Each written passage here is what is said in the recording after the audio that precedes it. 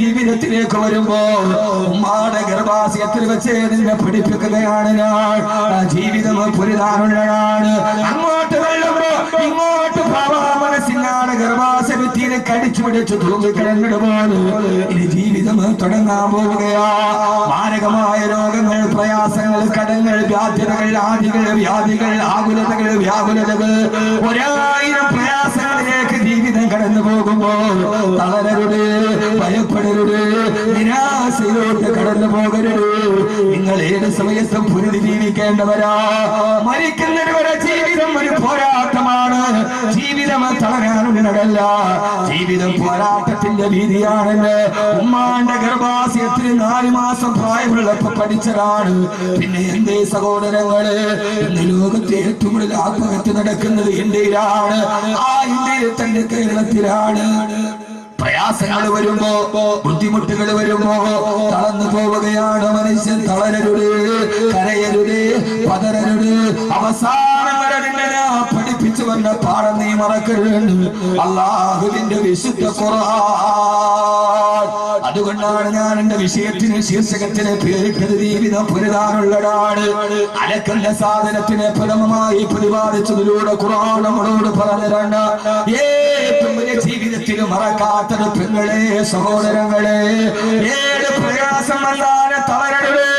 കവിൾത്തടത്തിലൂടെ കണ്ണുനീര് തടം തള്ളിയാ തുടങ്ങിയാലും ആര് നിന്നെ കൈവിട്ടാലും നിനക്കൊരു റബ്ബില്ലയോ? സത്താറോ ഗഫാറോ വഗീഗേ രണ്ടോ ഏറ്റവും നിന്നോട് സ്നേഹമുള്ള നിന്റെ റബ്ബുണ്ടല്ലോ, ഞാനുണ്ടല്ലോ.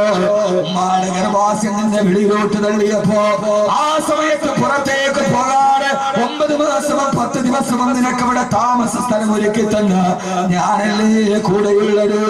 അതുകൊണ്ട് നീ തളരരുത്. ജീവിതം പുരിതാനുള്ളതാണെന്ന് അല്ലാഹുവിന്റെ വിശുദ്ധ ഖുർആൻ.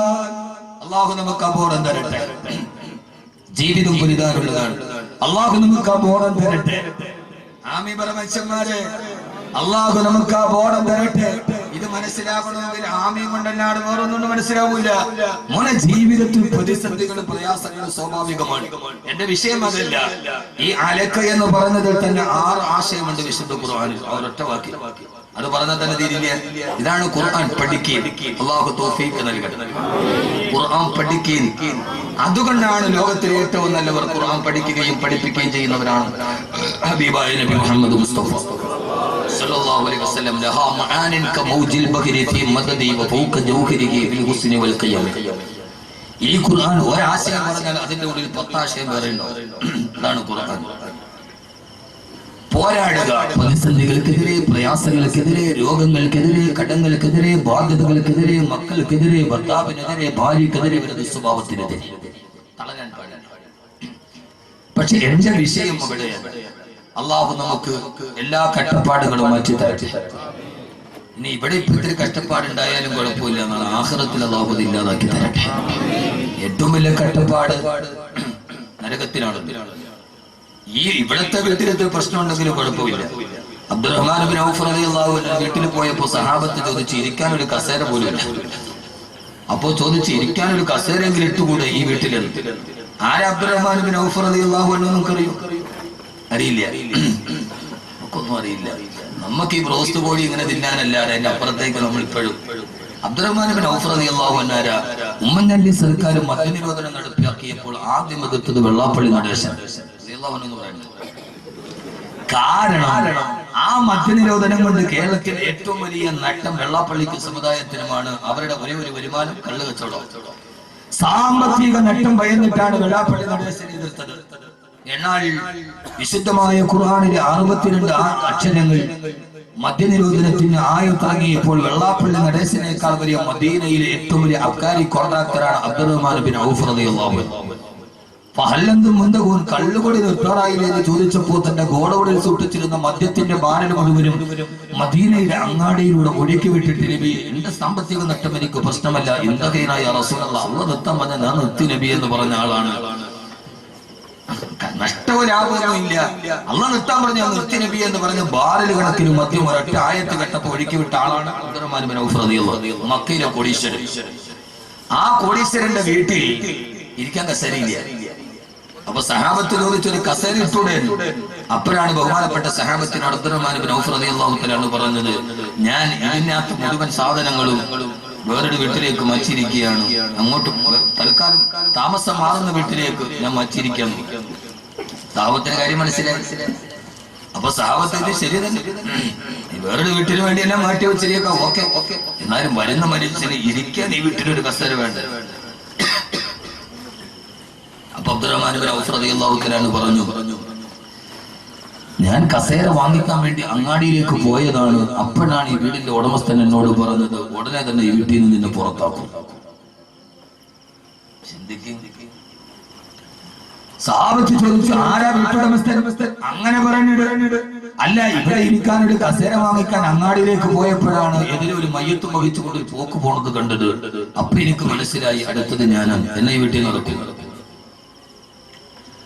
അതുകൊണ്ടാണ് ഞാൻ വാങ്ങിക്കാത്തത് എന്ന് പറഞ്ഞു അബ്ദുറഹ്മാൻ ഇബ്നു ഔഫ് റളിയല്ലാഹു തആല. കാരണം ഏറ്റവും നല്ല വീട്. അപ്പോ പറഞ്ഞു, ഞാൻ ഈ സാധനമൊക്കെ വേറെ വീട്ടിലേക്ക് മാറ്റിയിരിക്കും. അതായത് വീട് ഇന്നൽ ആഖിറത ഹിയ ദാറുൽ ഖറാർ, സ്വർഗത്തിലെ വീട്ടിലേക്ക് ഞാൻ മാറ്റിയിരിക്കും. ഇവിടെ ഒരു ദുഃഖമുണ്ടായാലും ഏറ്റവും വലിയ ദുഃഖം നരകത്തിനാണല്ലോ. ഞാൻ പുറകെ പറയാം, അള്ളാഹു ആ ദുഃഖം മാറ്റി തരട്ടെ. ആമീൻ പറ. മനസ്സിലാവും. നമുക്കെന്ത് നരകം, നമുക്കെന്ത് സ്വർഗം? നമുക്ക് നരകമൊന്നും നമുക്കില്ലല്ലോ. പുതിയാപ്ല കാണാൻ പെണ്ണ് കാണാൻ വന്നു, പുതിയ പെണ്ണിനോട് സംസാരിച്ചു കുറെ നേരം. പുതിയ പെണ്ണ് ഓടിച്ചെന്നിട്ട് ഉമ്മാനോട് പറഞ്ഞു, ഉമ്മ ഈ കല്യാണത്തിൽ ഞാൻ സമ്മതിക്കില്ല, ഇവൻ എന്നെ കെട്ടണ്ടാവും. ഉമ്മ ചോദിച്ചു, എന്തേ മോളെ? അവൻ എന്നോട് പറയാ നരകമൊന്നും ഇല്ലാന്ന് ചുമ്മാ. അപ്പൊ ഉമ്മ പറഞ്ഞു, അത്ര മോളെ, എന്നാ നീ ഇവനെ തന്നെ കെട്ടാവും. അതെന്തുമ്മ? അവൻ നരകമില്ലാന്നല്ലേ പറഞ്ഞു. നിന്നെ കെട്ടി 10 ദിവസം കഴിയുമ്പോൾ ആരെ പറയും നരകമുണ്ടോ?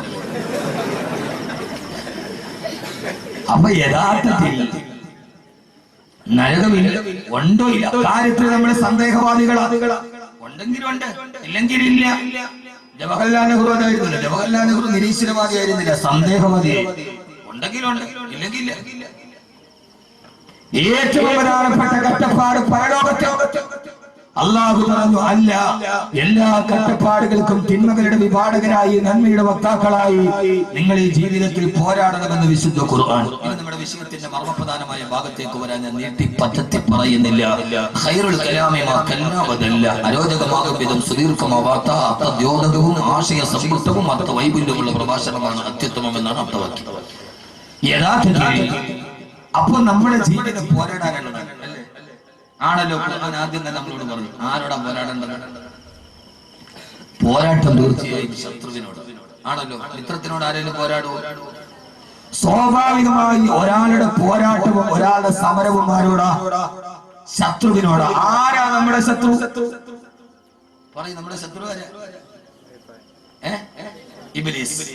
നമ്മളെല്ലാവരും കുറെ നാളായിട്ട് കണ്ടുവച്ചിരിക്കുന്ന റെഡിമെയ്ഡ് മറുപടിയാണിത്. നമ്മുടെ ഏറ്റവും വലിയ ശത്രു ആരാ? ഇബ്ലീസ്. നമ്മളത് പ്രതിഷ്ഠിച്ചിരിക്കുക ഇബ്ലീസിനെ. വ്യഭിചരിച്ച് വന്നവനോട് ചോടെ എന്നാലും ചെയ്തിട്ട് അതാണ് ഞാൻ ചെയ്യണമെന്ന് തീരുമാനിച്ചു. ആ സമയത്ത് ഇബ്ലീസ് ചതിച്ചതാരാ? കള്ളു കുടിച്ചവനോട് എന്തേ കള്ളു കുടിച്ചത്? ഞാൻ കുടിക്കാൻ പോയതല്ല. പക്ഷേ ആ സമയത്ത് ആ ലേനത്താക്കപ്പെട്ടവൻ എന്നെ ചതിച്ചു. ഇവൻ കുടിച്ചതിൽ ഇവന് പങ്കുണ്ടോ? ഉണ്ടോ? നമ്മൾ പ്രതിഷ്ഠാസ്ഥാനത്ത് വെച്ച ഒരു സ്വാഭാവിക ശത്രുവാണ് ഇബ്ലീസ്.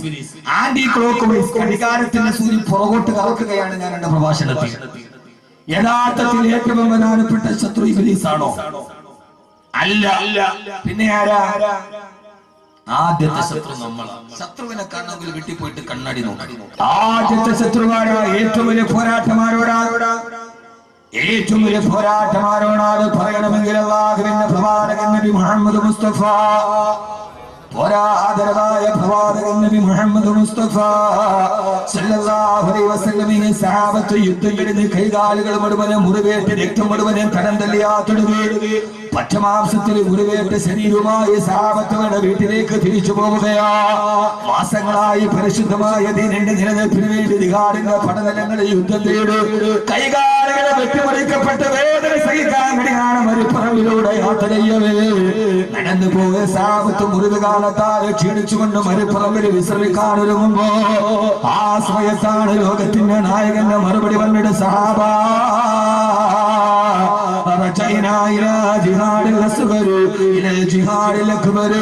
ഏറ്റവും ചെറിയ യുദ്ധ പോരാട്ടം കഴിഞ്ഞിട്ട് ഏറ്റവും വലിയ പോരാട്ടത്തിലേക്ക് നമ്മൾ കടന്നു പോവുകയാ.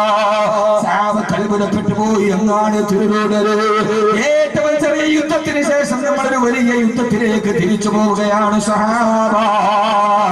കൈകാലുകൾ വെട്ടിമുറിക്കപ്പെട്ട ഘോര യുദ്ധത്തിന് ശേഷം വീട്ടിലേക്ക് തിരിച്ചു പോകവേ ഇതേവരെ നടന്ന ധർമ്മസമരം ഏറ്റവും ചെറുതാണെന്ന് തങ്ങളോട് നിസ്സാരപ്പെടുത്തിയ അല്ലാഹുവിന്റെ റസൂലിനോട് സഹാബത്തിനോട് യാ റസൂലല്ലാഹ് മൽ ജിഹാദുൽ അക്ബർ യാ റസൂലല്ലാഹ് ഏറ്റവും വലിയ പോരാട്ടം ഏതാണ് നബിയേ? ആ സമയത്താണ് അല്ലാഹുവിന്റെ റസൂൽ ലോകത്തോട് പറഞ്ഞത് നമ്മളാരും വായ്ത്താരി കൊണ്ട് പ്രതിഷ്ഠിക്കപ്പെട്ടവർ യഥാർത്ഥ ശത്രുക്കളല്ല. യഥാർത്ഥ ശത്രുവാരാ? അല്ലാഹുവിന്റെ റസൂൽ പറഞ്ഞു സഹാബ നിങ്ങളുടെ ശരീരത്തോട് പോരാട്ടം നടത്തുക. ഏറ്റവും വലിയ ശത്രു നിങ്ങളുടെ നഫ്സാണ്, നഫ്സാണ്, നഫ്സാണ്, നഫ്സാണ്. ലോകത്തിന്റെ മുത്ത് ആദർശത്തിന്റെ സത്ത് ആദരവായ പ്രവാചകൻ നബി മുഹമ്മദ് മുസ്തഫ സല്ലല്ലാഹു അലൈഹി വസല്ലമ ഒന്നാമത്തെ ശത്രുവാണെന്നറിയോ സഹോദരങ്ങളെ? ശരീരമാ. ഈ നഫ്സിനോട് ധർമ്മസമരം നടത്താൻ അത്യാഗ്രഹത്തിന്റെ അശ്ലീലത്തിന്റെ ആപാത്തതയില്ലായ്മയുടെ ആസുരഭാവത്തിലേക്ക് ആത്മാവിന്റെ ആശ്ലേഷണത്തെ കൊണ്ടുപോകുന്ന ഈ ശരീരത്തോട് പടപൊരുടാൻ സ്വന്തം ശരീരത്തെ ഒന്നാമത്തെ ശത്രുവാ. ഇൻഷാ അല്ലാഹ് ഖുർആൻ 3 ശത്രുവിനെയാണ് നമ്മോട് പറയുക. അതിലാദ്യമായി ഖുർആൻ നിന്റെ ശരീരമാണ്, നിന്റെ ശരീരമാണ്. അല്ലാഹു ഇഷ്ടപ്പെടാത്ത മാർഗത്തിലേക്ക് നിന്റെ മോഹങ്ങളെ വലിച്ചു കൊണ്ടുപോകുന്ന, പടച്ചറപ്പിന് ഇഷ്ടപ്പെടാത്ത മാർഗത്തിലേക്ക് തിരിച്ചു കൊണ്ടുപോകുന്ന ഈ ശരീരത്തെ ഏത് സമയത്ത് നീ പോരാട്ടത്തിലൂടെ കീഴ്പ്പെടുത്തുന്നുവോ അതുകൊണ്ടാണല്ലോ സഹോദരങ്ങളെ, അതുകൊണ്ടാണല്ലോ ആദരവായ പ്രവാചകൻ നബി മുഹമ്മദ് മുസ്തഫ സല്ലല്ലാഹു അലൈഹി വസല്ലമ ശരീരത്തെയാണ് നിയന്ത്രിക്കേണ്ടതെന്ന വിശുദ്ധമായ ഖുർആന്റെ ഏറ്റവും വലിയ ആയത്തിറങ്ങിയത് ആരുടെ പേരിലാ? ബഹുമാനപ്പെട്ട അബൂബക്കർ സിദ്ദീഖ് റളിയല്ലാഹു അൻഹു. എല്ലാ ദിവസവും അബൂബക്കർ റളിയല്ലാഹു അൻഹുവിന് ഭക്ഷണം കൊണ്ടുപോയി കൊടുക്കുന്ന ഒരു സേവകനുണ്ട്. എല്ലാ ദിവസവും ഭക്ഷണം കൊണ്ടുപോയി കൊടുക്കാറുണ്ട്. ഒരു ദിവസം അബൂബക്കർ റളിയല്ലാഹു അൻഹുവിന് വല്ലാത്ത വിശപ്പാണ്. ഭക്ഷണവുമായി വരുന്ന സേവകനെ കാണുന്നില്ല. വല്ലാത്ത വിശപ്പിന്റെ വിളിയിൽ ഇങ്ങനെ ഇരിക്കവേ സേവകൻ വന്ന് 2 കാരക്ക കൊടുത്തു. ഏത് സമയത്ത് കാരക്ക കൊടുത്താണ് ചോദിക്കും ഇത് എവിടെ നിന്ന് കിട്ടി, ആര് തന്നത്, ഹലാലാണോ ഹറാമാണോ?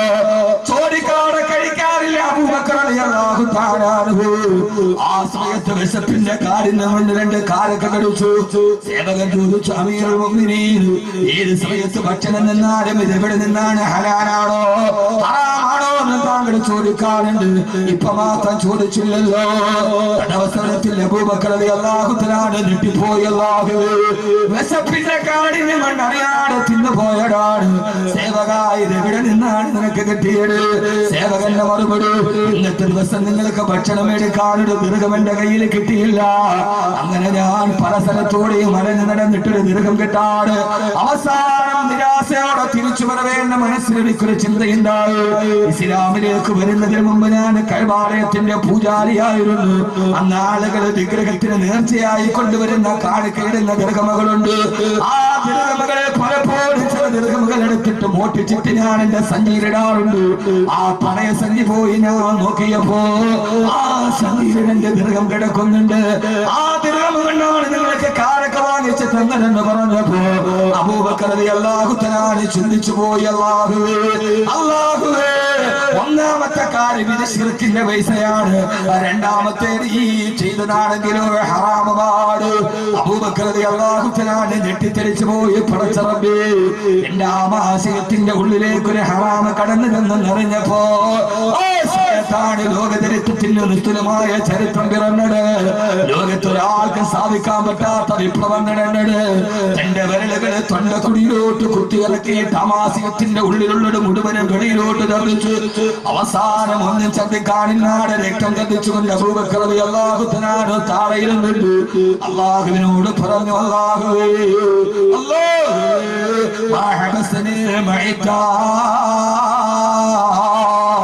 എന്റെ നഫ്സിനോട് ആവശ്യപ്പെട്ട നോക്കിയപ്പോ വിശപ്പ് കൊണ്ട് 2 കാരക്ക തിന്നുപോയി.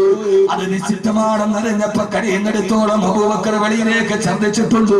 അല്ലാഹുവേ, എന്റെ ഞരമ്പിലോ ആമാശയത്തിലോ ഏതെങ്കിലും ഈ ഭക്ഷണത്തിന്റെ ഒരൽപ്പം പറ്റിപ്പിടിച്ചാൽ എനിക്കത് വെളിയിലേക്ക് തരാൻ കഴിയില്ല. എന്റെ പ്രിയപ്പെട്ട സഹോദരങ്ങളെ, തന്നെ വിശപ്പിന്റെ സമയത്ത് ചോദിച്ചപ്പോ 2 കാരക്ക എന്നതിന്റെ പേര് ആ സമയത്ത് മദീനയിൽ നിന്നിട്ട് രക്തം വെളിയിലോട്ട് വരികയാ. പൊട്ടിക്കരയുമ്പോഴാണ് ആ സമയത്താണ് നഫ്സിനെ കുറിച്ചുള്ള ഏറ്റവും ആയത്തിറങ്ങിയത്. പൊട്ടിക്കരന്നുകൊണ്ട് രക്തം വെളിയിലോട്ട് വരുമ്പോ സഹാബത്ത് പറയുന്നുണ്ട്, അബൂബക്കർ റളിയല്ലാഹു തആല അൻഹു രക്തം ചതിച്ചു മരിച്ചു പോകുമോ എന്ന് ഞങ്ങള് ഭയപ്പെട്ടു പോയി. ആ സമയത്താണ് 2 കാരക്ക വയറ്റിനുള്ളിൽ പോയതിന്റെ പേര് രക്തം ഛർദ്ദിച്ചുകൊണ്ട് പൊട്ടിക്കരയുമ്പോഴാണ് അതാ ഗഗനലോകത്തിൽ നിന്ന് ദിവ്യബോധനത്തിന്റെ വെളിപാടുമായി റൂഹുൽ അമീൻ മലക്ക് ജിബ്രീൽ അലൈഹിസ്സലാത്തു വസ്സലാം വരുന്നത്. നബിയേ, വഅമ്മാ മൻ ഖാഫ മഖാമ റബ്ബിഹി വനഹന നഫ്സ അനിൽ ഹവാ فإن الجنة هي المأوى وأما من خاف مقام ربه. എന്റെ പ്രിയപ്പെട്ട ചെറുപ്പക്കാരോട് പള്ളക്കുള്ളിലേക്ക് പട്ടച്ചാറായോ കറയെ ചിട്ടിപിടിച്ചത് കയറും, വെള്ളൈസി കയറും, പലിശയും കയറും, ആരെ പറ്റിച്ചതും വെട്ടിച്ചതും കയറും, വസ്തു കച്ചവടം നടത്തിയിട്ട് ഇടയ്ക്ക് നിന്നിട്ട് തോണ്ടിയിട്ട് മേടിച്ച ലാഭം കയറും. പൊന്നുമോനെ, ഏത് പള്ളക്കുള്ളിൽ പച്ചക്ക് ദഹിച്ചു പോകുന്നവനെ എന്റെ പടച്ചിറപ്പിനെ പേടിയില്ല. ഏകനായ പടച്ചിറപ്പിന്റെ മുമ്പിൽ നിൽക്കണമെന്നുള്ള പേടി വന്നാൽ അതുകൊണ്ടാണല്ലോ സുബഹി നമസ്കാരത്തിന് ഇമാമത്ത് നിൽക്കുമ്പോ ഇമാമ പൊട്ടിക്കരഞ്ഞിട്ട് ബോധം കെട്ടി താഴെ വീണത്. ഒരേ ഒരായത്തോടെയപ്പോ ഒരു സൂറത്തോടെയില്ല, യാസീനോഹിയില്ല. സുബഹി നമസ്കാരത്തിന് ഇമാമത്ത് നിൽക്കുകയാണ്. ഒരൊറ്റായത്തോടെയപ്പോ ബോധരഹിതനായി പേടിച്ച് വിറച്ച് താഴെ പോയി. ഏഴായത്തെന്നറിയോ? യൗമ യഖൂമുൻ നാസു ലിറബ്ബിൽ ആലമീൻ. യൗമ യഖൂമുൻ നാസു ലിറബ്ബിൽ ആലമീൻ. പരലോകത്ത് പടച്ചറപ്പിന്റെ മുമ്പിൽ നിൽക്കുന്ന ദിവസം രണ്ടാമതൊരായത്തോടെയില്ല. പരലോകം പറഞ്ഞില്ല, ഹിസാബ് പറഞ്ഞില്ല, സിറാത്ത് പറഞ്ഞില്ല, നരകം പറഞ്ഞില്ല. പടച്ചറപ്പിന്റെ മുമ്പിൽ കൈ കെട്ടിയിട്ട് നിൽക്കുന്ന ദിവസം ബോധം കെട്ട് താഴെ വീണു ഇമാം. ആരാ ഇമാം എന്നറിയോ? ഇമാമാണ് ബഹുമാനപ്പെട്ട അബ്ദുല്ലാഹി ഇബ്നു ഉമർ റളിയല്ലാഹു തആല അൻഹു. നാളെ പടച്ചറപ്പിന്റെ മുമ്പിൽ നിൽക്കണമെന്ന ബോധമില്ല, സിറാത്തിന് നടക്കണമെന്നുള്ള ബോധമില്ല. ഏടുമാരി വലിച്ചു തിന്നുമ്പോ പടച്ചറപ്പിന്റെ മുമ്പിൽ നിൽക്കുന്ന ദിവസത്തെ ഭയപ്പെടുകയും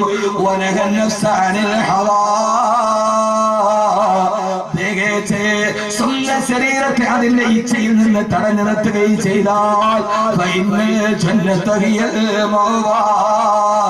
അവനാണ് സ്വർഗത്തിലേക്ക് മടങ്ങിപ്പോകുന്നതെന്ന് വിശുദ്ധ ഖുർആൻ. അല്ലാഹു ബോധം തരട്ടെ. ഇതാണ് ബോധം. ഏത് ബോധം? ഇതാണ് ബോധം. ബോധം എന്ന് പറഞ്ഞാൽ ഏത് ബോധമാ? ഈ സർക്കാരിന് 2 ഭൂരിപക്ഷമേ ഉള്ളൂ. കിട്ടിയ സമയത്ത് പരമാവധി. അതല്ല ബോധം, അത് ബോധമില്ലായ്മയാണ്. ഏറ്റവും വലിയ സുബോധം എന്റെ ഉള്ളിലിത്തിരി പോയി അത് വെളിയിലോട്ട് കളയണമില്ലെങ്കിൽ പടച്ചോനെ ആമാശയത്തിൽ പോയത് ഞാൻ എന്ത് ചെയ്യും? നമുക്ക് ഏതെങ്കിലും ഖുർആനിലെ ഏറ്റവും വലിയ ആയത്ത് സ്വർഗത്തിലേക്കുള്ള കുറുക്കുവഴി. സ്വർഗത്തിലേക്കുള്ള കുറുക്കുവഴി പറഞ്ഞു തരട്ടെ. സ്വർഗത്തിലേക്കുള്ള കുറുക്കുവഴി പറഞ്ഞു തരട്ടെ. നിങ്ങൾ എന്ത് മനുഷ്യന്മാർ അലാവുദ്ദീൻ അത്ഭുത വിളക്ക് തരട്ടെ എന്ന് വെച്ചാൽ വേണ്ടെന്ന്. സ്വർഗത്തിലേക്കുള്ള കുറുക്കുവഴി നമ്മൾ എപ്പോഴും കുറുക്കുവഴിയല്ലേ നോക്കൂ. ഇപ്പൊ ഇവിടുന്ന് കൈതോടുന്ന് നേരെ നമുക്ക് പാരിപ്പള്ളിയിൽ ഇറങ്ങണം. പോണ വഴിക്ക് ഒരാൾ പറഞ്ഞു ഇതിലേ പോയാൽ 2 കിലോമീറ്റർ ലാഭമുള്ള ഒരു കുറുക്കുവഴി ഉണ്ടെന്ന്. നമ്മൾ ഇതിലേ പോകും.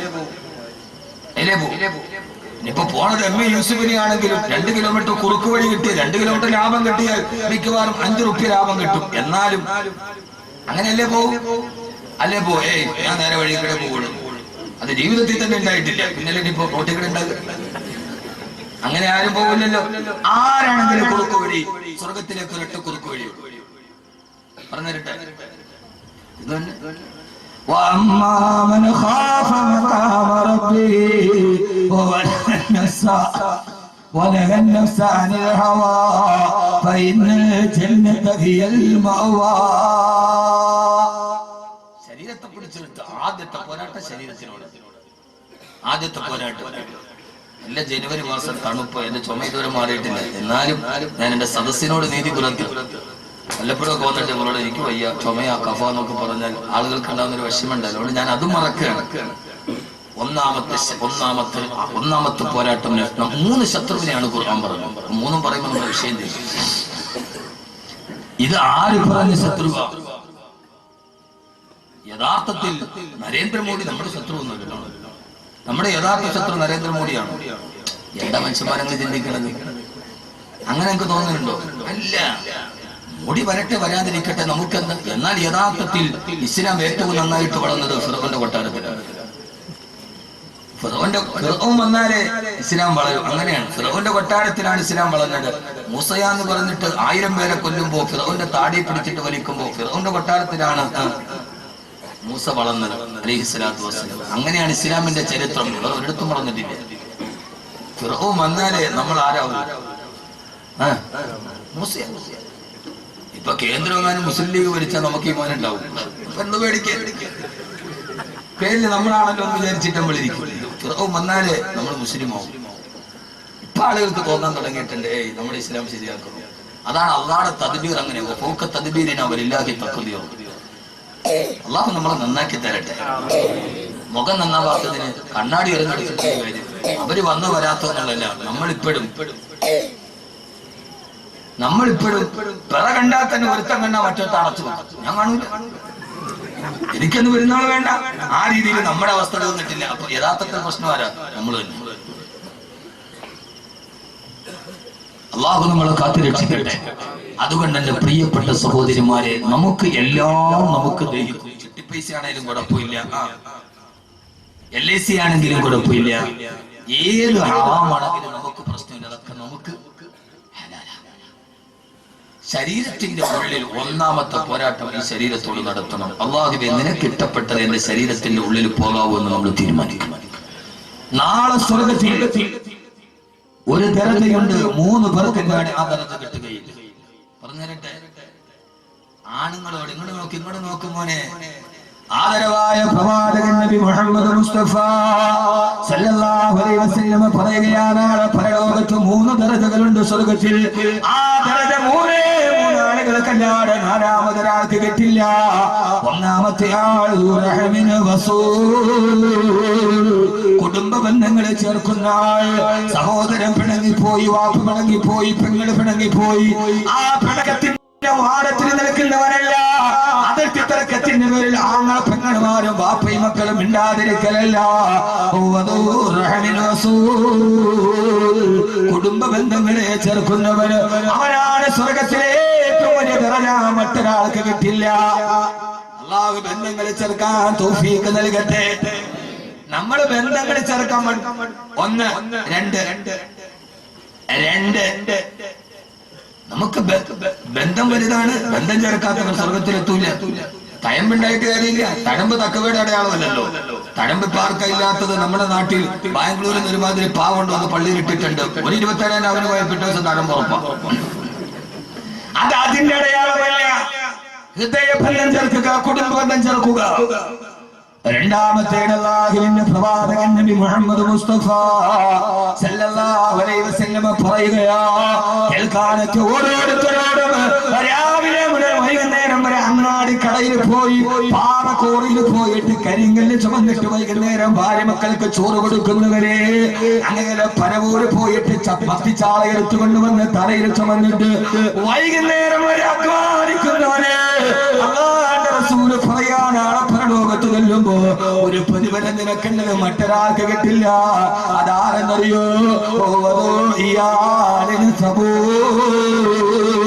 കടബാധ്യത ഏറെയുണ്ട്, കഷ്ടപ്പാട് ഏറെയുണ്ട്, രോഗങ്ങൾ ഏറെയുണ്ട്. പക്ഷെ ഇന്നേവര് സ്വന്തം ഭാര്യ മക്കൾക്ക് ഹറാമ് കൊടുക്കാത്ത പ്രിയപ്പെട്ട ഗൃഹനാഥൻ, അവന് പ്രശ്നങ്ങളേറെയുണ്ട്, കടബാധ്യതയേറെയുണ്ട്. പക്ഷെ ഇന്നേവരെ അധ്വാനിച്ചതല്ലാതെ അവന്റെ ഭാര്യ മക്കളുടെ വയറ്റിൽ അവൻ ഹറാമിനെ കൊടുത്തിട്ടില്ല. പൊന്നുമോനെ, ലോട്ടറി എടുത്താലും കിട്ടും, അറബിയെ പഠിച്ചാലും കിട്ടും. അത് നിന്റെ ഭാര്യ മക്കൾക്ക് കൊടുത്താൽ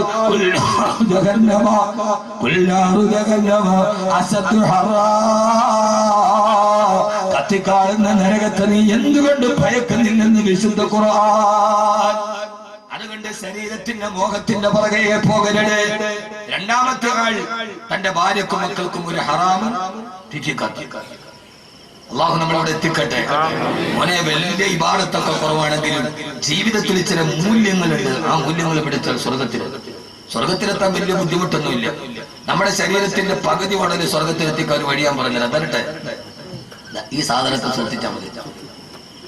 ഇത് നോക്കുമ്പോൾ ഇത് സൂക്ഷിച്ചാൽ നമ്മുടെ ഉടലിന്റെ പകുതി സ്വർഗത്തിൽ പോകും. ബാക്കി ഉടലിന്റെ പകുതി പിന്നെ നിസ്കാരം മുമ്പോട്ട് കൊണ്ടുപോകും. ഇനി പകുതി ഉടൽ കയറിയാൽ തന്നെ അതോടെ വെളിയിലാക്കുന്നത് ഈ സാധനമാണ്. ഇതിനെ അങ്ങോട്ട് സൂക്ഷിച്ചാൽ അതാ നബിതങ്ങൾ പറഞ്ഞത്, രണ്ട് കാര്യം എനിക്ക് ജാമ്യം തന്നാൽ നിങ്ങൾക്ക് ഞാൻ സ്വർഗത്തിന് ജാമ്യം നൽകും. ഒന്ന് നിങ്ങളുടെ നാക്ക്, മറ്റൊന്ന് നിങ്ങളുടെ ബുദ്ധിസ്ഥാനം. യഥാർത്ഥത്തിൽ എനിക്ക് തോന്നാറുണ്ട്, ഈ ഹദീസുകൾ കേട്ടില്ല, രണ്ട് കാര്യത്തിൽ നിങ്ങൾ എനിക്ക് ജാമ്യം നൽകിയാൽ നിങ്ങൾക്ക് ഞാൻ സ്വർഗത്തിന് ജാമ്യം നൽകാൻ പരലോകത്ത്. ഒന്ന് നാക്ക്, രണ്ട് മുഖ്യസ്ഥാനം. നാക്കും മുഖ്യസ്ഥാനവും തമ്മിലുള്ള ബന്ധം എന്താ? രണ്ടവയവാണല്ലോ നബികൾ. ഇത് തമ്മിലുള്ള ബന്ധം എന്താ? മനുഷ്യന്മാരെ ചിന്തിച്ചാലല്ലേ വല്ലതും കിട്ടൂ. ഈ ഹദീസ് മൊബൈൽ ഫോണിനെ കുറിച്ചിട്ടാണ്. ഈ ഹദീസ് നമുക്കെന്താ അങ്ങനെ ഹംല ചെയ്തുകൂടാ? ഇതിപ്പോ ബുഖാരിയിലോ മുസ്ലിമിലോ ഉണ്ടോ എന്ന് വെച്ചാൽ ഇല്ല. ഇത് മൊബൈൽ ഫോണിനെ കുറിച്ചിട്ടുള്ള ഹദീസാണ്. മിസ്കോള് വരിക, സംസാരിക്കുക, വരിക. 17 വയസ്സുകാരുണ്ടവിടെ 35 വയസ്സായി പോകും. അതാണ് നാക്കും മുഖ്യസ്ഥാനവും തമ്മിലുള്ള. അർത്ഥത്തിൽ അങ്ങനെ ആവാമല്ലോ, പണ്ഡിതന്മാര് ധാരാളം അല്ലേ, അങ്ങനെ ആവാമല്ലോ. യഥാർത്ഥത്തിൽ അതിലൂടെ രണ്ട് കാര്യം. അതുകൊണ്ടാണ് അള്ളാഹു സ്വർഗത്തിലെത്തി അള്ളാഹു എത്തിച്ചു തരുമാറാകുന്നത്. മൂന്നാമത്തെ ആൾ നമ്മുടെ വിഷയമായിട്ട് ബന്ധമില്ല, പറയണോ? മൂന്നാമത്തെ ആൾ അവന് നല്ല സമ്പത്തുള്ള സമയത്ത് നമ്മൾ അവന്റെ അടുക്കൽ പോയി അവൻ നമ്മളെ ആട്ടി ഓടിച്ചു. പിന്നീട് അവൻ പാപ്പരായി, ആ സമ്പത്ത് നമ്മുടെ കയ്യിൽ വന്നു. അപ്പോൾ അങ്ങോട്ട് ചെന്നിട്ട് അവനെ സഹായിക്കുന്നു. അതെല്ലാവർക്കും പറ്റൂല. ഇതാണ് ഇസ്ലാമിന്റെ സൗന്ദര്യം. അവൻ അന്ന് എന്നെ ഓടിച്ചവനാണെന്നില്ല, അന്ന് അവൻ കയ്യിലുണ്ട്, നമ്മൾ പോയപ്പോ അവൻ ആട്ടി ഓടിച്ചു. ഇപ്പോ നമ്മുടെ കയ്യിലുണ്ട്, അപ്പോ അവൻ ഗതികേടിലാണ്. അപ്പൊ അവൻ അങ്ങോട്ട് പോയിട്ട് കൊടുക്കും. സ്വർഗത്തിന് ഈ ദർജ 3 പേർക്ക്. അതുകൊണ്ട് എന്റെ പ്രിയപ്പെട്ട സഹോദരങ്ങളോട് സഹോദരിമാരോട്, ജീവിതത്തിൽ ശരീരത്തിൽ നെഫ്സിനെ പിടിച്ചു കെട്ടിയവർക്കാണ്, നെഫ്സിനോട് പോരാടിയവർക്കാണ് അള്ളാഹു സ്വർഗം കൊടുത്ത്. അള്ളാഹു സ്വർഗം തരട്ടെ. ഒന്നാമത്തെ ശത്രുവിൽ നമ്മൾ എത്തിയിട്ടില്ല, സമയം തീരാറ് വരും. അള്ളാഹു ആ സിഫത്ത് നമുക്ക് നൽകട്ടെ. എന്റെ പ്രിയപ്പെട്ട സഹോദരിമാരോട്, നെഫ്സിനെ പിടിച്ചു കിട്ടിയവർക്ക് വളരെ പ്രധാനപ്പെട്ട ഒരു ഹദീസ് ഞാൻ നിങ്ങളോട് ഓർമ്മിപ്പിക്കുകയാ. ആദരവായ പ്രവാചകൻ നബി മുഹമ്മദ് മുസ്തഫ സല്ലല്ലാഹു അലൈഹി വസല്ലം പറയുകയാ, സലാസത്തുൽ 3 വിഭാഗം ആളുകൾ, സലാസത്തുൽ 3 വിഭാഗം ആളുകൾ ലാ യൻദുറുല്ലാഹു ഇലൈഹിം യൗമൽ ഖിയാമ. നാളെ പരലോകത്ത് അവരെ പടച്ചറപ്പിന് മുമ്പിൽ പോകുമ്പോൾ അല്ലാഹുവിന്റെ മുഖത്തേക്ക് നോക്കുകയില്ല. വലാ യദ്ഖുലൂനൽ ജന്ന ഹത്താ യലിജൽ ജമലു ഫീ സമ്മിൽ ഖിയാം. സൂര്യക്കൊടയിലൂടെ ഒട്ടകം അതിന്റെ മറുകര കടന്നാൽ ഇവര് സ്വർഗത്തിൽ പോകുന്ന പ്രശ്നമേ ഇല്ല. വളരെ ഭയാനകരമായ ഹദീസാണ്. പ്രത്യേകിച്ച് എന്റെ പ്രിയപ്പെട്ട സഹോദരിമാരോട്, എന്റെ പ്രിയപ്പെട്ട സഹോദരിമാരോട്, ഈ ശരീരത്തിന്റെ ആട്ടത്തോട് വിട പറയുക, ഈ ശരീരത്തിന്റെ മോഹത്തോട് വിട പറയുക. ഏറ്റവും വലിയ ശരീരത്തിന്റെ മോഹത്തിന്റെ പുറകെ പോകല്ല പെങ്ങള്, ഔറത്ത് മറക്കാതെ നടക്കല്ല പെങ്ങള്. പച്ച പരിഷ്കാരിയുടെ ജീവിതം നമ്മുടെ ജീവിതത്തിൽ വരല്ല പെങ്ങള്. അല്ലാഹുവിന്റെ റസൂൽ പറയാ, 3 വിഭാഗം ആളുകൾ നാളെ പരലോകത്ത് ചെന്നാൽ പടച്ചറപ്പവന്റെ മുഖത്ത് നോക്കില്ല. സൂര്യക്കുടയിലൂടെ ഒട്ടകം അപ്പുറത്ത് പോയാലും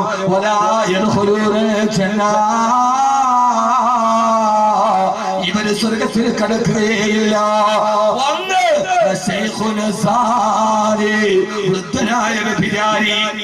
ഒന്ന് വൃദ്ധനായ വ്യഭിചാരി, താടി നരച്ചു, തലമുടി നരച്ചു, പക്ഷേ ശരീരത്തിന്റെ ഇതിനോടുള്ള ഒടുക്കത്തെ മോഹം നിന്നിട്ടേയില്ല. മനസ്സിലായോ? താടി നരച്ചു, തലമുടി നരച്ചു, താടിയും തലമുടി നരച്ചു. ഇപ്പം മിക്കാളെ നരയ്ക്കൂല. അത് ഗോദ്രേജിന്റെ മഹ്ലൂഫാണ്, അല്ലാതെ നരയ്ക്കാനിട്ടല്ല. യഥാർത്ഥത്തിൽ ശരീരത്തിന് ഒരു മോഹമൊക്കെ ഉണ്ടാവും, സ്വാഭാവികമാണ്. ഒരു കാര്യം മനസ്സിലാക്കിക്കോണം, തെറ്റുകൾക്ക് പല പ്രതിഫലമാണ്. ഒരാൾ വിവാഹത്തിന് മുമ്പേ തെറ്റ് ചെയ്താലുള്ള ശിക്ഷയല്ല വിവാഹം കഴിഞ്ഞ് തെറ്റ് ചെയ്താൽ ഇരട്ടിയാണ്.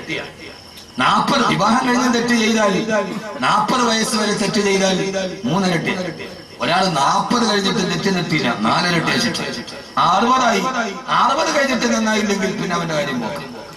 ഓരോ പ്രായത്തിന്റെ ശിക്ഷ ഓരോ ശിക്ഷ. 60 ആകുമ്പോ അവന്റെ ഈ ശരീരത്തിന് മോഹമാണ്. നഫ്സ് എന്താ പറയാ? ഈ മോഹത്തിന് അവൻ കടിഞ്ഞാണിട്ടിട്ടില്ല. രണ്ടാമത്തെ പറയട്ടെ മനുഷ്യന്മാരെ, 2, 3. രണ്ടാമത്തേത് പെണ്ണ് കേൾക്കുക, മൂന്നാമത്തേത് ആണ് കേൾക്കുക. ഇത് പറയാതിരിക്കാൻ കാര്യമില്ല. 2. രണ്ടാമത്തേത് മറ്റാരുമല്ല, പുരുഷവേഷം ധരിച്ച പെണ്ണ്. പുരുഷവേഷം ധരിച്ച പെണ്ണ്, പുരുഷവേഷം ധരിച്ച പെണ്ണ്. ഇന്ന് നിസ്കാരത്തടമ്പുള്ള ഹാദിയാരുടെയും നാട്ടു പ്രമാണിയുടെയും 17 തികഞ്ഞ പെൺമക്കള് കോളേജിൽ പോകുന്നത് ജീൻസ് ടീഷർട്ടും ഇട്ടിട്ടാ. യഥാർത്ഥത്തിൽ ഇത് പുരുഷന്റെ വേഷമാ. വാപ്പാക്ക് തഴമ്പിന് കുറവില്ല, വാപ്പാക്ക് ഏറ്റവും വലിയ പ്രതിപത്തിക്ക് കുറവില്ല.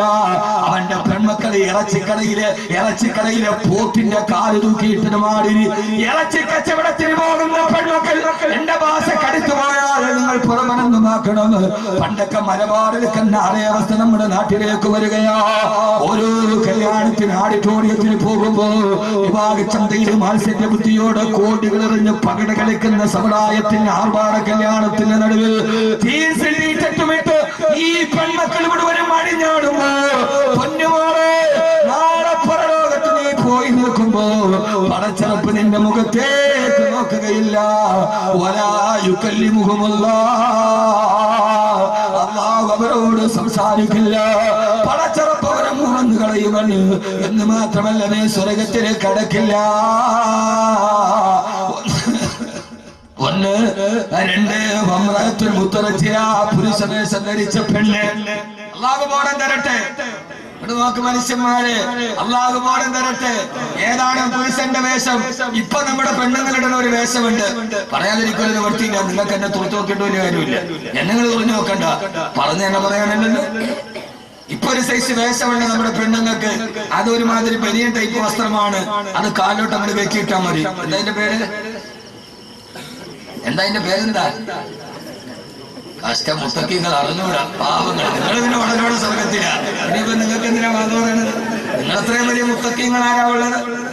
ഒരു ബനിയന്റെ വസ്ത്രം, ബനിയൻ പാന്റ് അതങ്ങോട്ട് കയറിയിട്ടിട്ടാൽ നമ്മുടെ ഇറച്ചിക്കടയിലൊക്കെ പോത്തിന്റെ കാല് തൂക്കിയിട്ടത് മാതിരി അവളുടെ തുടയുടെയും കാലിന്റെയും വടിവതേ പിടിവാണ്.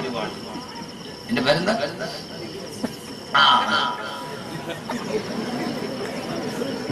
അതിന്റെ പേര് ലെഗിൻസ് അല്ല.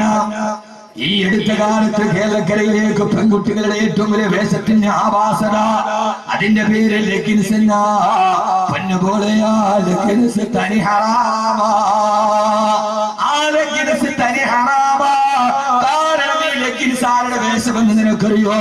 വാരി വലിച്ചിട്ടിട്ട് പുരുഷന്റെ മുമ്പിലൂടെ മാംസ കച്ചവടത്തിന് നടന്നത് പോലെ പോകാറുണ്ടല്ലോ പെങ്ങള്. വേഷമാരുടെ വേഷമെന്നറിയോ? യൂറോപ്യൻ നഗരങ്ങളിലെ വേഷപ്പെണ്ണുങ്ങൾ അവര് വേഷങ്ങളാണെന്ന് തിരിച്ചറിയാൻ വേണ്ടി ധരിച്ച വസ്ത്രമാണ് ലെഗിൻസ്. അതെങ്ങനെയാണ് മാപ്പിള പെണ്ണിന്റെ വസ്ത്രമായി മാറിയത്? ഏത് കാലഘട്ടത്തിന്റെ ദുര്യോഗമാണ്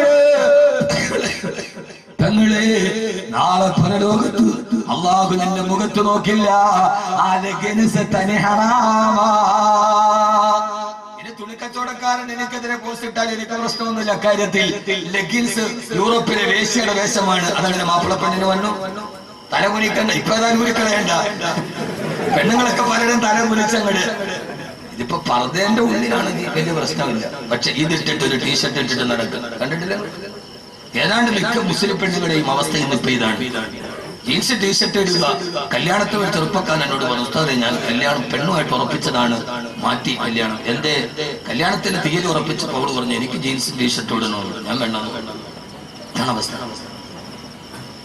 ഇന്ന് ഏറ്റവും എല്ലാ മക്കളും ഉണ്ട് അതിനകത്ത്.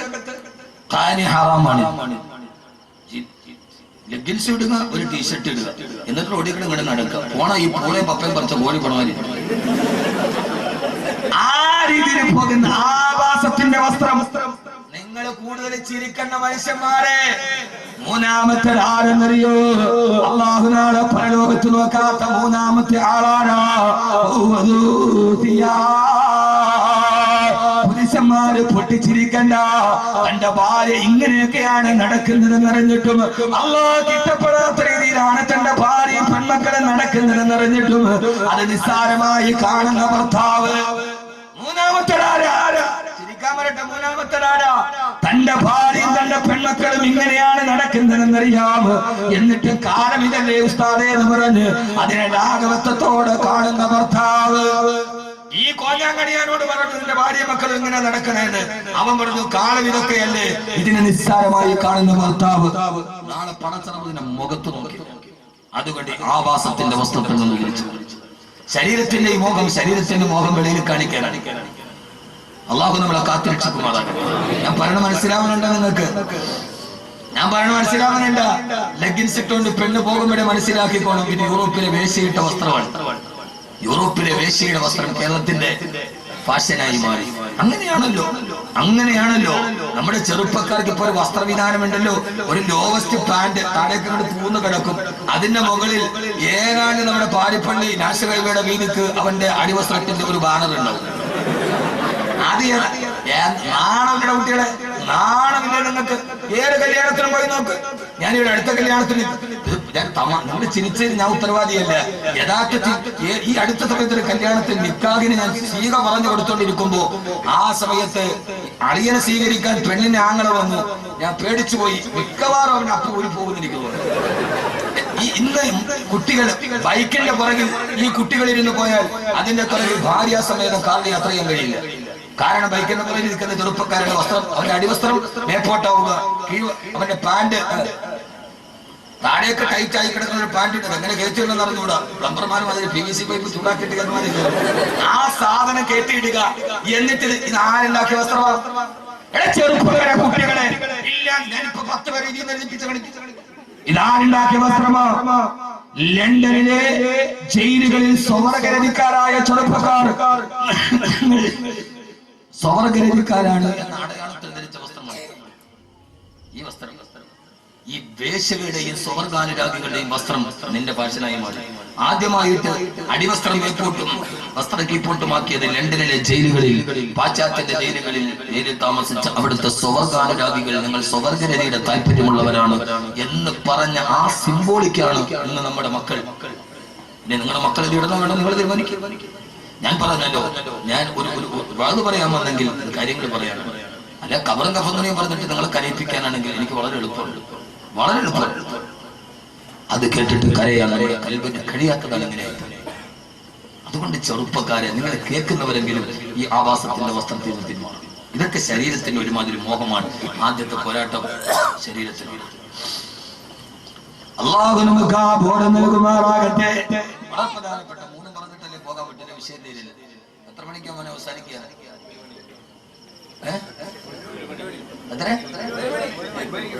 ഒരു മണി സുബഹിക്ക് 10:10 ആയിക്കോട്ടെ. നല്ല പരിപാടിയാണ്. ഈ ആനയുടെ പിണ്ടം കണ്ടിട്ട് ആന പിണ്ട ഇടുമ്പോ ആളുകൾ വിചാരിക്കുക എന്താ ഇതിന്റെ വലിപ്പം, ഇത് ഇടണ പാട് ആനക്കിന്റെ അറിയും. എന്നാലും നിങ്ങൾക്ക് കേട്ടോണ്ടിരിക്കാൻ വലിയ ഇഷ്ടമാണ്. പക്ഷെ ഇത് ചങ്കും തന്നു പോണ വസ്തുവാണ്. ഏതായാലും ആദരവായ പ്രവാചകൻ നബി മുഹമ്മദ് മുസ്തഫ പോരാ, ആദരവായ പ്രവാചകൻ നബി മുഹമ്മദ് മുസ്തഫ സല്ലല്ലാഹു അലൈഹി വസല്ലമ എന്റെ പ്രിയപ്പെട്ട സഹോദരങ്ങളോട് സഹോദരിമാരോട് വന്നസു തഅജുദുൻ ഇസ്ലാഹി മാ ഫസദാ ഇമാം ബുസൂരി അല്ലാഹു അങ്ങേ അനുഗ്രഹിക്കട്ടെ. അന്നസു കത്തിഫിരീൻ تهمله سبالا رب الرضاعي بين تفتنه ينفتني ഈ ശരീരത്തെ കടിച്ചായിട്ടില്ലെങ്കിൽ പടച്ചറപ്പിന്റെ സ്വർഗം നമുക്ക് നഷ്ടപ്പെട്ടു പോകും. ആ സ്വർഗത്തിന്റെ കവാടം നമ്മുടെ മുമ്പിൽ നഷ്ടപ്പെട്ടു പോകും. എന്റെ പ്രിയപ്പെട്ട ചെറുപ്പക്കാരാ, അതുകൊണ്ട് ശരീരത്തിനെതിരെ പോരാട്ടം നടത്തി ലാഭ കച്ചവടം നടത്തണം. അറിവല്ലോ ബഹുമാനപ്പെട്ട ആദരവായ പ്രവാചകൻ നബി മുഹമ്മദ് മുസ്തഫ സല്ലല്ലാഹു അലൈഹി വസല്ലമ അല്ലാഹുവിന്റെ റസൂൽ മദീനയിലേക്ക് ഹിജ്റ പോവുകയാ. സ്വന്തം നാടിനോടും വീടിനോടും വിട പറഞ്ഞ മദീനയിലേക്ക് അല്ലാഹുവിന്റെ റസൂൽ പോകവേ ബഹുമാനപ്പെട്ട സിനാൻ റളിയല്ലാഹു തആല ഹിജ്റ പോവാൻ തയ്യാറെടുത്ത് അല്ലാഹുവിന്റെ റസൂൽ മദീനയിലേക്ക് പോയി കഴിഞ്ഞു. മക്കയുടെ ഏറ്റവും വലിയ പരിമളം പോവുകയാണ്. പാരിജാതത്തിന്റെ പരിമളത്തെക്കാൾ സുഗന്ധം നൽകിയ ആദരവായ പ്രവാചകൻ നബി മുഹമ്മദ് മുസ്തഫ ആദരവായ പ്രവാചകൻ നബി മുഹമ്മദ് മുസ്തഫ സല്ലല്ലാഹു അലൈഹി വസല്ലമ യകീതി കി ഗർ ഗർ ആകർ ഹലീമാ മേരാ ദിൽ മേ ഖൈറുൽ വറാ ഗയാ ये खेती के घर घर आकर हलीमा मेरा घर में खैरुल वरा गया है. മദീനയുടെ മറുഭാഗത്തുള്ള പട്ടിണി വീട്ടിലുണ്ട്. മക്കത്തേക്ക് ഒരു കുട്ടിക്ക് പാല് കൊടുക്കാൻ പോയപ്പോ പട്ടിണി പാപമായ ആമിനയുടെ പൊന്നുമോനിനെ മുത്തിനെ മാറിയെടുത്ത് മടിത്തട്ടിലെത്തി മദീനയിലേക്ക് തിരിച്ചു വരവേ സ്വന്തം മടിത്തട്ടിലേക്ക് പ്രിയപ്പെട്ട പൊന്നുമോനെ മലത്തി കിടത്തി മുലപ്പാല് കൊടുക്കുമ്പോ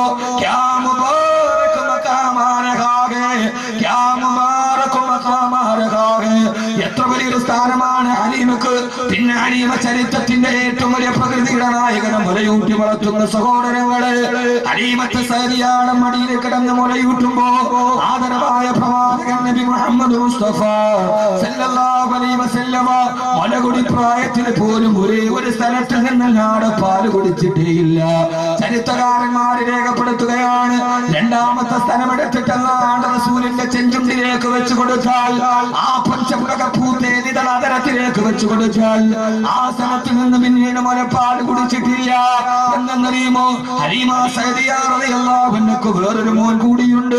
രണ്ട് സ്ഥലത്തിൽ നിന്ന് താൻ പാല് കുടിച്ചാൽ മറ്റേ കുട്ടി പട്ടിണിയാകുമല്ലോ എന്നോട്ടിട്ട് മുലപ്പാൽ കുടിക്കുന്ന സമയത്ത് പോലും തന്റെ ശരീരത്തെ തന്നെ നെഫ്സിനെ പിടിച്ചു നിർത്തി ലോകത്തിന്റെ മുത്തി ആദർശത്തിന്റെ സത്തേ ആമിനയുടെ പൊന്നുമോനെ ഫഹുമീമ വസിനി വാഖിലുദ് ഇൻഷാ അല്ലാഹ് മുഹമ്മദ് റസൂലുള്ളാഹ്.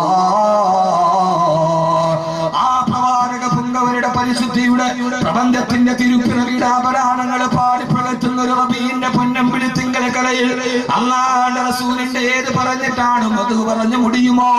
സുജായി പറഞ്ഞതുപോലെ മദനമന മുടി അടകും നബിയുടെ മധുകുമുര ചെയ്തു മുടിയുമോ? മദനമന മുടി അടകും നബിയുടെ മധുകുമുര ചെയ്തു മുടിയുമോ? ഈ പ്രവാചകന്റെ പരിമളങ്ങൾ പാരിജാതത്തിന്റെ പരിമളത്തെക്കാൾ വലിയ ഈ പരിശുദ്ധിയുടെ പരിപാലനത്തെ ഞാൻ എങ്ങനെയാണ് പറഞ്ഞു അവസാനിപ്പിക്കുക? മദീനയിലേക്ക് പാരായണം ചെയ്തു പോകവേ സിനാൻ റളിയല്ലാഹു തആല തന്റെ ഒട്ടകപ്പുറത്ത് കടന്നു വന്ന് മുത്തിന്റെ പുറകെ പോകാൻ മക്കാ ഖുറൈശികൾ പിടിച്ചു നിർത്തിയിട്ട് പറഞ്ഞു, സിനാനെ ഞാനുണ്ട്. മുത്തിന്റെ പുറകെ പോവുകയാണ് മദീനയിലേക്ക്. ആ സമയത്ത് സിനാനെ പിടിച്ചു നിർത്തിയിട്ട് സിനാൻ, ഈ നിന്റെ സമ്പാദ്യം മുഴുവനും ഈ മക്കയിൽ വന്നിട്ട് നീ സമ്പാദിച്ചതാണ്. അതുകൊണ്ട് ഈ സമ്പാദ്യം മുഴുവനും മക്കയിൽ ഉപേക്ഷിച്ചിട്ട് പോയിക്കൊള്ളുക. സഹോദരങ്ങളെ ശരീരത്തിന്റെ ഏറ്റവും വലിയ മോഹം പണത്തിനോടാണത്. ഒരു പുരുഷായുസ് കൊണ്ട് താൻ സമ്പാദിച്ചത് മുഴുവനും മക്കയിൽ ഉപേക്ഷിക്കാൻ പറഞ്ഞപ്പോ സിനാൻ റളിയല്ലാഹു തആല ചിന്തിച്ചത് എന്തെന്നറിയുമോ? അല്ലാഹുവിന്റെ തൃപ്തിയല്ലേ വലുത്. സമ്പാദ്യം മുഴുവനും മക്കയിലേക്ക് വലിച്ചെറിഞ്ഞു. ഒട്ടകപ്പുറത്ത് പോകാണ് നിങ്ങളെ അബൂജഹൽ പിടിച്ചു നിർത്തിയിട്ട് പറഞ്ഞു, സിനാൻ ഈ ഒട്ടകവും മക്കയുടെ സമ്പാദ്യമാണ്. മദീനയിലേക്ക് പോകുന്നുവെങ്കിൽ ഈ ഒട്ടകത്തെ ഇവിടെ ഉപേക്ഷിച്ചിട്ട് പോകാൻ പറഞ്ഞു. ഒട്ടകത്തെയും ഉപേക്ഷിച്ച് ഒരു പുരുഷായുസ് കൊണ്ട് സമ്പാദിച്ചത് മുഴുവനും മക്കയുടെ മണ്ണിൽ ഉപേക്ഷിച്ചിട്ട് ഒട്ടകത്തെയും വിട്ട് 450 കിലോമീറ്റർ കാൽനടയായി നടന്നു പോയ മഹാനായ സ്വഹാബിയാണ് സിനാൻ റളിയല്ലാഹു അൻഹു. മരുപ്പറമ്പിന്റെ മുകളിലൂടെ ചുറ്റുപടുത്ത മണലാരണ്യത്തിന്റെ മുകളിലൂടെ തന്റെ ഒട്ടകത്തെയും ഒരു പുരുഷായുസിന്റെ സമ്പത്ത് ഉപേക്ഷിച്ചിട്ട് തന്റെ ശരീരമല്ലല്ലോ അല്ലാഹുവിന്റെ തെറ്റിയാണ് വലുത്. നടന്ന് 450 കിലോമീറ്റർ നടന്ന് മരുപ്പറമ്പിലൂടെ കാലിടേന് മദീനയിലെത്തി സിനാൻ റളിയല്ലാഹു അൻഹു. അല്ലാഹുവിന്റെ റസൂൽ കാണുകയാണ് നടന്നു വരുന്ന സിനാനിന്, മരുപ്പറമ്പിലൂടെ നടന്നു വരുന്ന സിനാനിന്. ആ സമയത്ത് പൊട്ടിക്കരഞ്ഞുകൊണ്ട് കവയത്തടത്തിലൂടെ കണ്ണുനീരെ തടം തന്നെയാ തുടങ്ങി. സിനാൻ റളിയല്ലാഹു അൻഹു അല്ലാഹുവിന്റെ റസൂലിന്റെ അടുക്കലേ ഓടി ചെല്ലുമ്പോൾ ആ സമയത്ത് അല്ലാഹുവിന്റെ റസൂൽ നബി മുഹമ്മദ് മുസ്തഫ സല്ലല്ലാഹു അലൈഹി വസല്ലം പറഞ്ഞ ഒരേ ഒരു വാക്ക് ഈ സദസ്സിന്റെ അവസാനം നിങ്ങളെ ഓർമ്മിപ്പിക്കുകയാണ്. ശരീരത്തെ പിടിച്ചു നിർത്തണേ. അല്ലാഹുവിന്റെ റസൂൽ പറഞ്ഞു, സിനാനേ സിനാനേ, ഒരു പുരുഷായുസിന്റെ സംബന്ധം തന്റെ ഏകമാർഗമായ ഒട്ടകവും വലിച്ചെറിഞ്ഞ് അല്ലാഹുവിന്റെ റസൂലിന്റെ റിസാലത്തിന്റെ ഭൂമേനിയുടെ പുറകെ നടന്ന സിനാൻ റളിയല്ലാഹു അൻഹു പൊട്ടിക്കരഞ്ഞുകൊണ്ട് കയ്യിലൊന്നുമില്ലാതെ വരവേ അല്ലാഹുവിന്റെ റസൂൽ പറഞ്ഞു, സിനാനേ സിനാനേ സിനാനേ തിജാറത്തുക യാ സിനാൻ. ലോകചരിത്രത്തിൽ ഇതേപോലെ ഒരു വാക്ക് കേട്ടിട്ടില്ല. അല്ലാഹുവിന്റെ റസൂൽ പറഞ്ഞു, സിനാനേ തിജാറത്തുക യാ സിനാൻ, തിജാറത്തുക യാ സിനാൻ. സിനാനേ, നീ ഇന്ന് ചെയ്ത കച്ചവടം നിന്റെ ജീവിതത്തിന്റെ ഏറ്റവും ലാഭകരമായ കച്ചവടമാണ് സിനാൻ. സിനാൻ റളിയല്ലാഹു തആല നെട്ടിത്തെറിച്ചു പോയി നബിയെ. ഒരു പുരുഷായുസ് കൊണ്ട് സമ്പാദിച്ചത് മുഴുവനും മക്കയിൽ വലിച്ചെറിഞ്ഞിട്ട് വെറും കൈയോടെ വരുമ്പോ എനിക്കിന്ന് നഷ്ടമാണ് നബിയേ, നഷ്ടമാണ് നബിയേ. അഖിലത്തിന്റെ സമസ്താവേ, ഇത് ഹൃദയത്തിന്റെ കണക്ക് മുട്ടുന്നവന് മനസ്സിലാവില്ല. പിന്നെങ്ങനെ എന്റെ കച്ചവടം ലാഭമാകും നബിയേ? ആ സമയത്താണ് അല്ലാഹുവിന്റെ റസൂൽ പറഞ്ഞത്, സിനാനേ, അല്ലാഹുവിന്റെ തൃപ്തിക്ക് വേണ്ടി, പടച്ചിറപ്പിന്റെ തൃപ്തിക്ക് വേണ്ടി നിന്റെ ശരീരത്തിന്റെ മോഹമായ സമ്പത്തിനെയും ഒട്ടകത്തെയും ഉപേക്ഷിച്ചിട്ട് വെറും കൈയോടെ മക്കയിൽ നിന്ന് മദീനയിലേക്ക് നീ വരാനൊരുങ്ങവേ ആകാശത്തിൽ നിന്ന് ജിബ്രീൽ വന്നു, സിനാൻ നിന്റെ പേരിലായത്തിറങ്ങി സിനാൻ. വെറും കൈയുമായി മക്കയിൽ നിന്ന് വെളിയിലോട്ടിറങ്ങുമ്പോ നിന്റെ പേരിലായത്തിറങ്ങി സിനാൻ. എന്തേ നബിയേ? ആ സമയത്താണ് അല്ലാഹുവിന്റെ റസൂൽ ഓതി കേൾപ്പിച്ചത്, വമിനൻ നാസി മയ്യശ്രീ നഫ്സഹു ഇബ്തിഗാ മർളാത്തില്ലാഹ് വല്ലാഹു റഊഫുൻ ബിൽ ഇബാദ്. വമിനൻ നാസി, ചില മനുഷ്യരുണ്ട്, അല്ലാഹു നമ്മളെ അതിന് പെടുത്തുമാറാകട്ടെ. എന്റെ പ്രിയപ്പെട്ട ചെറുപ്പക്കാരാ, ശപിക്കപ്പെട്ട നിഷ്ക്രിയത്വത്തിന്റെ ഇരുണ്ട ദുരിതങ്ങളുടെ ചിന്താശേഷി പണയപ്പെടുത്തി അന്ധവിശ്വാസത്തിന്റെയും വിരാരാധനയും പള്ളിമേടകൾ ഉറക്കം നടച്ച് ഏതെങ്കിലും പെണ്ണുപോയി ചുംബനത്തിന് വിളിച്ചാൽ അവളുടെ പവിടാതരങ്ങളിൽ എന്റെ ചുണ്ടു ചേർത്ത് വെച്ചിട്ട് ജീവിതത്തിന്റെ രതിസുകരം പകരുന്ന ചുംബന സമരത്തിന്റെ ആധുനിക വറ്റാക്കലല്ല. ഒരു വിഭാഗം ചെറുപ്പക്കാരുണ്ട്, അവരേത് ചെറുപ്പക്കാരെന്നറിയോ? ചൂണ്ടിക്കാണിക്കുന്ന എതിരാളിയുടെ പള്ളയിലേക്ക് പിച്ചാത്തിപ്പിടി കുത്തിക്കയറ്റുന്ന ക്ഷുഭിത യൗവനമല്ല, പിന്നെയോ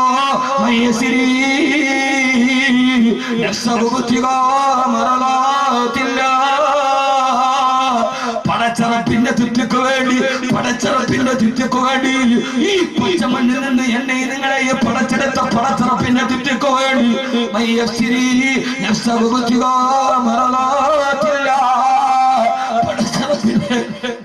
പടച്ചറപ്പിന്റെ ചുറ്റക്ക് വേണ്ടി അവര് സ്വന്തം ശരീരത്തെ വിത്തപന നടത്തിയവരാ.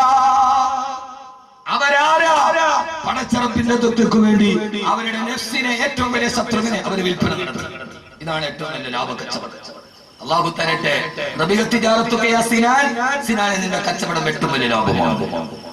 നമ്മുടെ മുമ്പിലോ നഷ്ടമാണ്.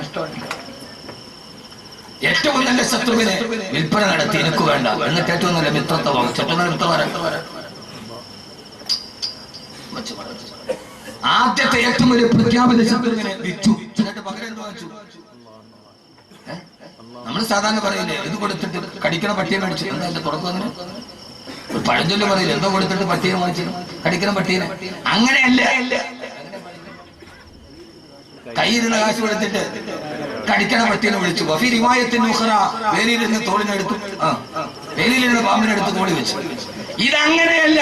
ഏറ്റവും വലിയ ശത്രുവിനെ കൊടുത്തിട്ട് ഏറ്റവും നല്ല മിത്രത്തെ വാങ്ങിച്ചു. ഏറ്റവും നല്ല മിത്രം ആരാ? നമ്മളോട് ഏറ്റവും സ്നേഹമുള്ളതാരോട്? ആർക്കാ? നമ്മുടെ ഭാര്യയ്ക്ക് ആണോ? നമുക്ക് നമ്മളോട് ഏറ്റവും സ്നേഹമുള്ളത് ആർക്കാ? നമ്മുടെ ഭാര്യയ്ക്ക്, കൂട്ടുകാർക്ക്. നീ ഒരു തെറ്റ് ചെയ്താൽ എന്റെ കൂട്ടുകാരോട് 4 പേരോട് പറയില്ലേ? പറയില്ലോ. നമ്മളവൻ ഉദ്ദേശിച്ച പോലെ ഒന്നും അല്ല ആളവൻ. നീ ഒരു തെറ്റ് ചെയ്താൽ നിന്റെ ഭാര്യ കണ്ടോണ്ടിരിക്കോ? നീ ഭാര്യ ഇല്ലാത്ത സമയത്ത് വീട്ടിലെ വേലക്കാരിയുമായി കിടപ്പുറം കിട്ടും. അറിയാതെ ഭാര്യ അത് കാണാൻ ഇടയായി. ഭാര്യ വാതിലിന് മോളിൽ നിന്നിട്ട് അള്ളാഹു അറിയാതെ അതൊക്കെ സംഭവിക്കുന്നത്.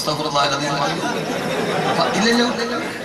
യഥാർത്ഥത്തിൽ ആ സമയത്ത് നീ ഒരു തെറ്റ് ചെയ്താൽ നിന്റെ കൂട്ടുകാർ വിളിച്ചു പറയും. നീ ഒരു തെറ്റ് ചെയ്താൽ നിന്റെ ഭാര്യ നിന്നോട് വിളിച്ചു പറയും. പക്ഷേ ഒരു നീ തെറ്റ് ചെയ്താൽ ആദ്യം കാണുന്നടാരാ?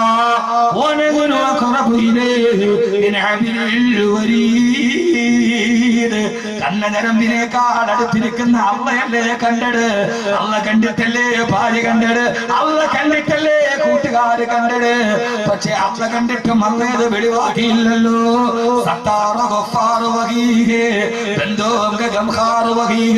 അവനാ തെറ്റിനെ ആരും അറിയാതെ മറച്ചു വെച്ചു. അല്ലേ? കാരണം എന്താ? ഇന്ന റബ്ബീ കരീബും വദൂദ്. എന്റെ റബ്ബ് ഏറ്റവും അടുത്തവനാണെങ്കിലും വദൂദ്, അവൻ എന്നോട് ഏറ്റവും സ്നേഹമുള്ളവനാ. വദൂദ് എന്ന് പറഞ്ഞാൽ ഏറ്റവും സ്നേഹമുള്ളവൻ. അപ്പോ ശത്രുവിനെ വിട്ടിട്ട് മിത്രത്തെ വാങ്ങിക്കും. അള്ളാഹു തൗഫീഖ് നൽകട്ടെ. അള്ളാഹു തൗഫീഖ് നൽകട്ടെ. അപ്പൊ ജീവിതത്തിന്റെ ആദ്യത്തെ ശത്രു നഫ്സ്, അതിനെ പോരാടുക. അള്ളാഹു തൗഫീഖ് നൽകട്ടെ. മനുഷ്യന്മാരെ അള്ളാഹു തൗഫീഖ് നൽകട്ടെ. അള്ളാഹു തൗഫീഖ് നൽകട്ടെ. നഫ്സിനെ എന്റെ വിഷയം പറ്റുന്ന പോലെ അവസാനിപ്പിക്കാൻ അള്ളാഹു ആ ബോധം തരട്ടെ. കാരണമേടാ ഏറ്റവും സ്നേഹമുള്ളത് അള്ളാഹുവിനാ. ഈ ശത്രുവിനെ വിട്ടാൽ കിട്ടുന്നത് മിത്രത്തെയല്ലേ? ആ മിത്രം കൂടെ ഉണ്ടെങ്കിൽ പേടിക്കുന്നത് എന്തിനാ? തലയും കുലിക്കുമെന്ന് ആനപ്പടയെ ചെറിയ ഒരു കല്ലുകൊണ്ട് ഓടിച്ചവനല്ലേ അല്ലാ? അവനല്ലേ കൂടെയുള്ളത്? പിന്നെ ആരെ പേടിക്കാന്? പിന്നെ ഏത് സുരേഷ് ഗോപി വന്നാലുണ്ട്, അവന്റെ അപ്പൂപ്പ വന്നാലുണ്ട്, എടാ മോനെ പിന്നെ ആര് വന്നാലുണ്ട്? ആരാ കൂടെയുള്ളത്? അബ്രഹത്തിന്റെ ആനപ്പടയെ ഒരു ചെറിയ കരിങ്കല്ല് കൊണ്ട് ഓടിച്ചവനല്ലേ അല്ലാ? ആനപ്പടയും അബ്രഹത്തും ഓടിയപ്പോ മക്കയിലെ കൊച്ചുകുട്ടികള് ആനപ്പടയെ നോക്കിയിട്ട് കളിയാക്കി പാടിയില്ലേ? അയിനല്ലിലാഹു വല്ലിലാഹു താലിബു വല്ലരനമുൽ മഗ്ലൂബു ലൈസൽ ഗാലിബു. ചരിത്രത്തിൽ കാണാം, അബ്രഹത്തിന്റെ ആനപ്പട ആകാശത്തൊന്ന് വെട്ടുകിളി എറിഞ്ഞ കല്ലുകൊണ്ടോടുകയാണ്. ആനയെറിഞ്ഞോടിച്ചതാരാ? വെട്ടുകിളിയുടെ കയ്യിലിരുന്നിട്ട് അലം തര കൈഫ ഫഅല റബ്ബുക ബിഅസ്ഹാബിൽ ഫീൽ അലം യജൽ കൈദഹു ഫീ തദ്ലീൽ വഅർസല അലൈഹിം. എന്തിനെന്നറിയ എനിക്കറിയാഞ്ഞിട്ടില്ല. ഈ വെറുതെ ഇരിക്കണ്ട. ഈ തൊയ്റൻ അമാബി നോദിയാൽ ഇപ്പൊ തന്നെ 800 നന്മ കിട്ടി. തൊയ്റൻ അമാബി നോദിയാൽ ഇപ്പൊ തന്നെ 800 നന്മ കിട്ടി. അപ്പൊ ചുമ്മാ ഇരിക്കുന്ന സമയത്ത് ഇത് ഓതിയാൽ മിസാൻ എന്ന ത്രാസിലേക്ക് ഇച്ചിരി നന്മ ഏതായാലും ഉണ്ടാവും. മർമ്മം നോക്കി പ്രയോഗിക്കുന്നവനാണ് അഭ്യാസി. ഇപ്പൊ ആഹാരമില്ലാതെ വേറെ ചിന്ത ഇല്ലതാനും. ഈ സമയത്ത് ഓതിയാൽ അതിന് 8000 നന്മ കിട്ടും. തൊയ്റൻ അമാബി ترميهم بحجارة من سجيل فجعلهم كعصف مأكول. ആകാശത്തൂടെ പറക്കുന്ന ഈ വെള്ളിന് നാലിലൊന്ന് വലിപ്പമില്ലാത്ത വെട്ടുകിളിയുടെ വായിലൊതുങ്ങിയ കല്ല്. അപ്പൊ ആ കല്ല് എത്ര ഉണ്ടാവും? വെട്ടുകിളി നകത്തി കല്ലത്തിന്റെ നാലിലൊന്നേ ഉള്ളൂ. അപ്പൊ അതിന്റെ വായിലൊതുങ്ങുന്ന കല്ല് എത്ര ഉണ്ടാവും? ആ കല്ല് താഴേക്ക് വന്നപ്പോ വൈക്കോൽ കൂട്ടം ചിതറുന്നത് പോലെ ചിതറിയോറി ആനപ്പട. ഈ ആനപ്പട ഓടുന്നത് കണ്ടപ്പോ മക്കയിലെ തെരുവ് കുട്ടികളെ കൈയടിച്ച് പാടിയതാണ് അയിനല്ലിലാഹു വല്ലിലാഹു താലിബു വല്ലരനമുൽ മഗ്ലൂബു ലൈസൽ ഗാലിബു. എന്തേ വല്ലരനമുൽ മഗ്ലൂബു? മുറിമുക്കൻ രാജാവ് തോറ്റുപോയി. അബാബീലെറിഞ്ഞ കല്ല് അബ്രഹത്തിന്റെ മൂക്കിൽ വീണിട്ട് മൂക്ക് മുറിഞ്ഞുപോയി. അബ്രഹത്തിന്റെ മൂക്കിലാണ് വീണ്, മൂക്ക് കുറഞ്ഞു പോയി. അങ്ങനെയാണ് വല്ല അറന്നമൽ മകന് മൂക്കില്ല രാജ്യത്തെ മുറുമുക്കൻ രാജാവ് അങ്ങനെ ഉണ്ടായതാണ്. അത് അബ്രഹത്താണ്. മൂക്കില്ല രാജ്യത്തെ മുറുമുക്കൻ രാജാവ് അല്ലേ? ഖുർആൻ പറയാത്തല്ലോ. മൂക്കില്ല രാജ്യത്തെ മുറുമുക്കൻ രാജാവ് അങ്ങനെ ഉണ്ടായത് എന്ന് നിങ്ങൾ വിചാരിച്ചോളി. നമ്മുടെ ഖുർആനല്ലേ, എന്തങ്ങനെ ആയിക്കൂടെ? മലയാളത്തില് KPSCയുടെ നാടകം ഉണ്ടല്ലോ, നാരായണത്ത് ഭ്രാന്തൻ. എന്താ നാരായണത്ത് ഭ്രാന്തൻ? അത് നിങ്ങൾക്ക് അറിഞ്ഞു, നിങ്ങൾ മുഴുവൻ മുത്തക്കിങ്ങളാണ്. KPSCയുടെ പഴയ നാടകമാണ് നാരായണത്ത് ഭ്രാന്തൻ. ഞാൻ കണ്ടിട്ടുണ്ട്. ഇപ്പൊ എന്താ പറയുന്നത്? ഞാൻ 7ാം ക്ലാസ്സിൽ പഠിക്കുമ്പോഴാണ് കാനാർ ഫുട്ബോൾ ഗ്രൗണ്ടില് KPSCയുടെ നാടകം. നാരായണത്ത് ഭ്രാന്തൻ, കല്ലിയങ്കാട്ട് നീലി, പിന്നെ പറഞ്ഞോണ്ടല്ലോ നമ്മുടെ താഴെപ്പുഴയിലെ കണ്ടിട്ട് നമ്മുടെ അയലോക്കാരാ. അപ്പോ അന്ന് ഞാനത് പോയി നാരായണത്ത് ഭ്രാന്തൻ കണ്ടു. എന്താ നാരായണത്ത്? ഇത് നോക്ക് കുട്ടികളെ, ഈ ഇരിക്കുന്ന ആഫ്രിക്കനായ കുട്ടികൾ പഠിക്കുന്നത് മരിക്കാനും ഓതാനുള്ള കിതാബാണെന്ന് നമ്മൾ തെറ്റിദ്ധരിച്ചു പോകണ്ട. ഇത് വെക്കുമ്പോ മുത്താനും എടുക്കുമ്പോ പിന്നെ 3 പ്രാവശ്യം മുറിച്ചു മുത്താനും അല്ല. ഈ സാധനം KPSCയുടെ നാരായണത്ത് ഭ്രാന്തൻ. ഞാനൊരു ഒരു ഗവേഷണത്തിന്റെ വാതിൽ തുറന്നു തരികയാണ്. ഒരു വാതിൽ തുറക്കണം, ഇവിടെ നിങ്ങൾ കടന്നു നോക്കിക്കൊള്ളുക. നാരായണത്ത് ഭ്രാന്തനാരാ? രാവിലെ മുതൽ വൈകുന്നേരം വരെ മലയുടെ മുകളിലോട്ട് കല്ല് ഉരുട്ടി കയറ്റും. അവിടെ എത്തിക്കഴിഞ്ഞാൽ അത്രയും നേരം ചവിട്ടി കയറ്റിയ കല്ല് അവിടെ ഉരുട്ടി താഴോട്ട് വിട്ടിട്ട് ഇതല്ലേ നാരായണത്ത് ഭ്രാന്തൻ? ആണല്ലോ. അത് കണ്ടിട്ട് കേരളത്തിന്റെ സാഹിത്യ ചരിത്രത്തിൽ ഇത്രയും വലിയൊരു കഥാപാത്രം ഇല്ലെന്നാണ് കാളിദാസ് കൃഷ്ണൻ നായർ എഴുതിയത് അല്ലേ? എന്നാൽ മോനെ ഇത് എവിടെ നിന്നാ? ഖുർആൻ പറയുന്നുണ്ട്, വലാ തകൂനു കല്ലതീ നഖലത ഗസിലാ മിൻ ബഅദി ഖുവ്വത്തിൻ അൻകാഹാ. രാവിലെ മുതൽ വൈകുന്നേരം വരെ നൂല് നൂറ്റിട്ട് വൈകുന്നേരം ആ നൂറ്റ നൂല് തിരിച്ചു കിടക്കുന്ന പെണ്ണിനെ പോലെ നിങ്ങളാവാൻ പാടില്ല.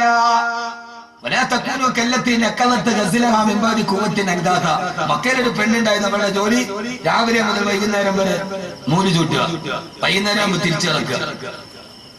അപ്പൊ നാരായണത്ത് ഭ്രാന്തൻ അവിടെ ഉണ്ടായി. ചിന്തിക്കും കുട്ടികളെ. ഡൽഹിയിൽ ശാസ്ത്ര കോൺഫറൻസിന്റെ പ്രബന്ധത്തിൽ ഇന്ത്യയിലെ ശാസ്ത്രജ്ഞന്മാർ അവതരിപ്പിച്ചത് പുഷ്പക വിമാനമാണ് ലോകത്തിലെ വിമാനത്തിന്റെ ആദ്യത്തെ റോൾ മോഡൽ. ഈ കഴിഞ്ഞ മാസം നരേന്ദ്രമോദിയുടെ സർക്കാർ വാടകയ്ക്കെടുത്ത ആളുകൾ അവതരിപ്പിച്ചത് ലോകത്തിലെ ആദ്യത്തെ വിമാനം പുഷ്പക വിമാനമാണ്. ആദ്യത്തെ പ്ലാസ്റ്റിക് സർജറി ഗണപതിയുടെ തലവെട്ടിട്ട് അതിന്റെ മുകളിൽ ഞാൻ നോക്കണമെന്നുണ്ടാ എന്റെ കാര്യം പറഞ്ഞു. എന്നാൽ വിവരമുള്ള മുഴുവൻ ഹിന്ദുക്കളും പറഞ്ഞു ഇത് ഭാരത ദർശനത്തെ അപമാനിച്ചു.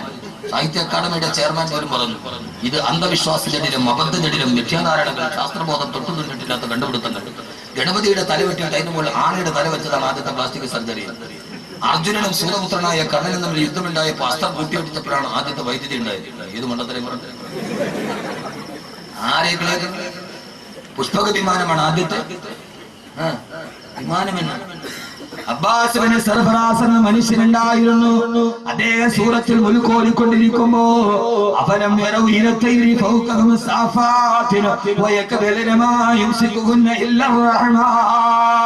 ആകാശത്തിലൂടെ പറന്നു പോകുന്ന പക്ഷികളെ കണ്ടിട്ടില്ലേ?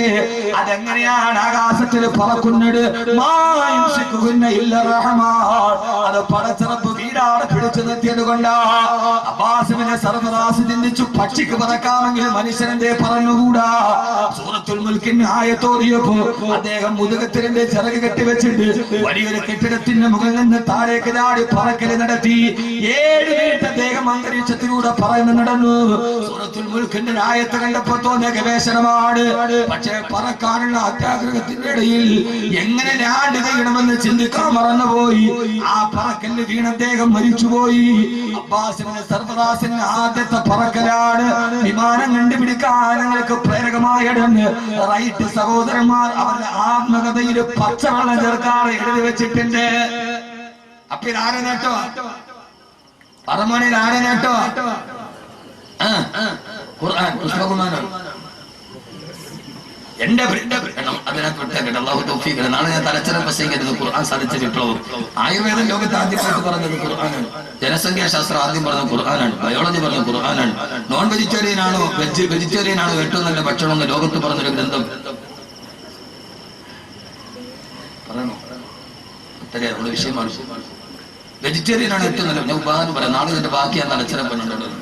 വെജാണ് ഏറ്റവും നല്ല ഭക്ഷണം, അത് നോൺ വെജാണ്. ശരീരത്തിന് ഏറ്റവും നല്ലതാണ് വെജ. അറ്റാക്ക് വരുമ്പോൾ ഡോക്ടർമാര് പറയും കാളയിറച്ചി തിന്നുന്നത് നിർത്തണം, ഇനി പച്ചക്കറി തിന്നോ. ഏറ്റവും നല്ല ഭക്ഷണം ഏതാ? ശരീരത്തിന് ഏറ്റവും നല്ല ഭക്ഷണം ഏതാ? പച്ചക്കറി.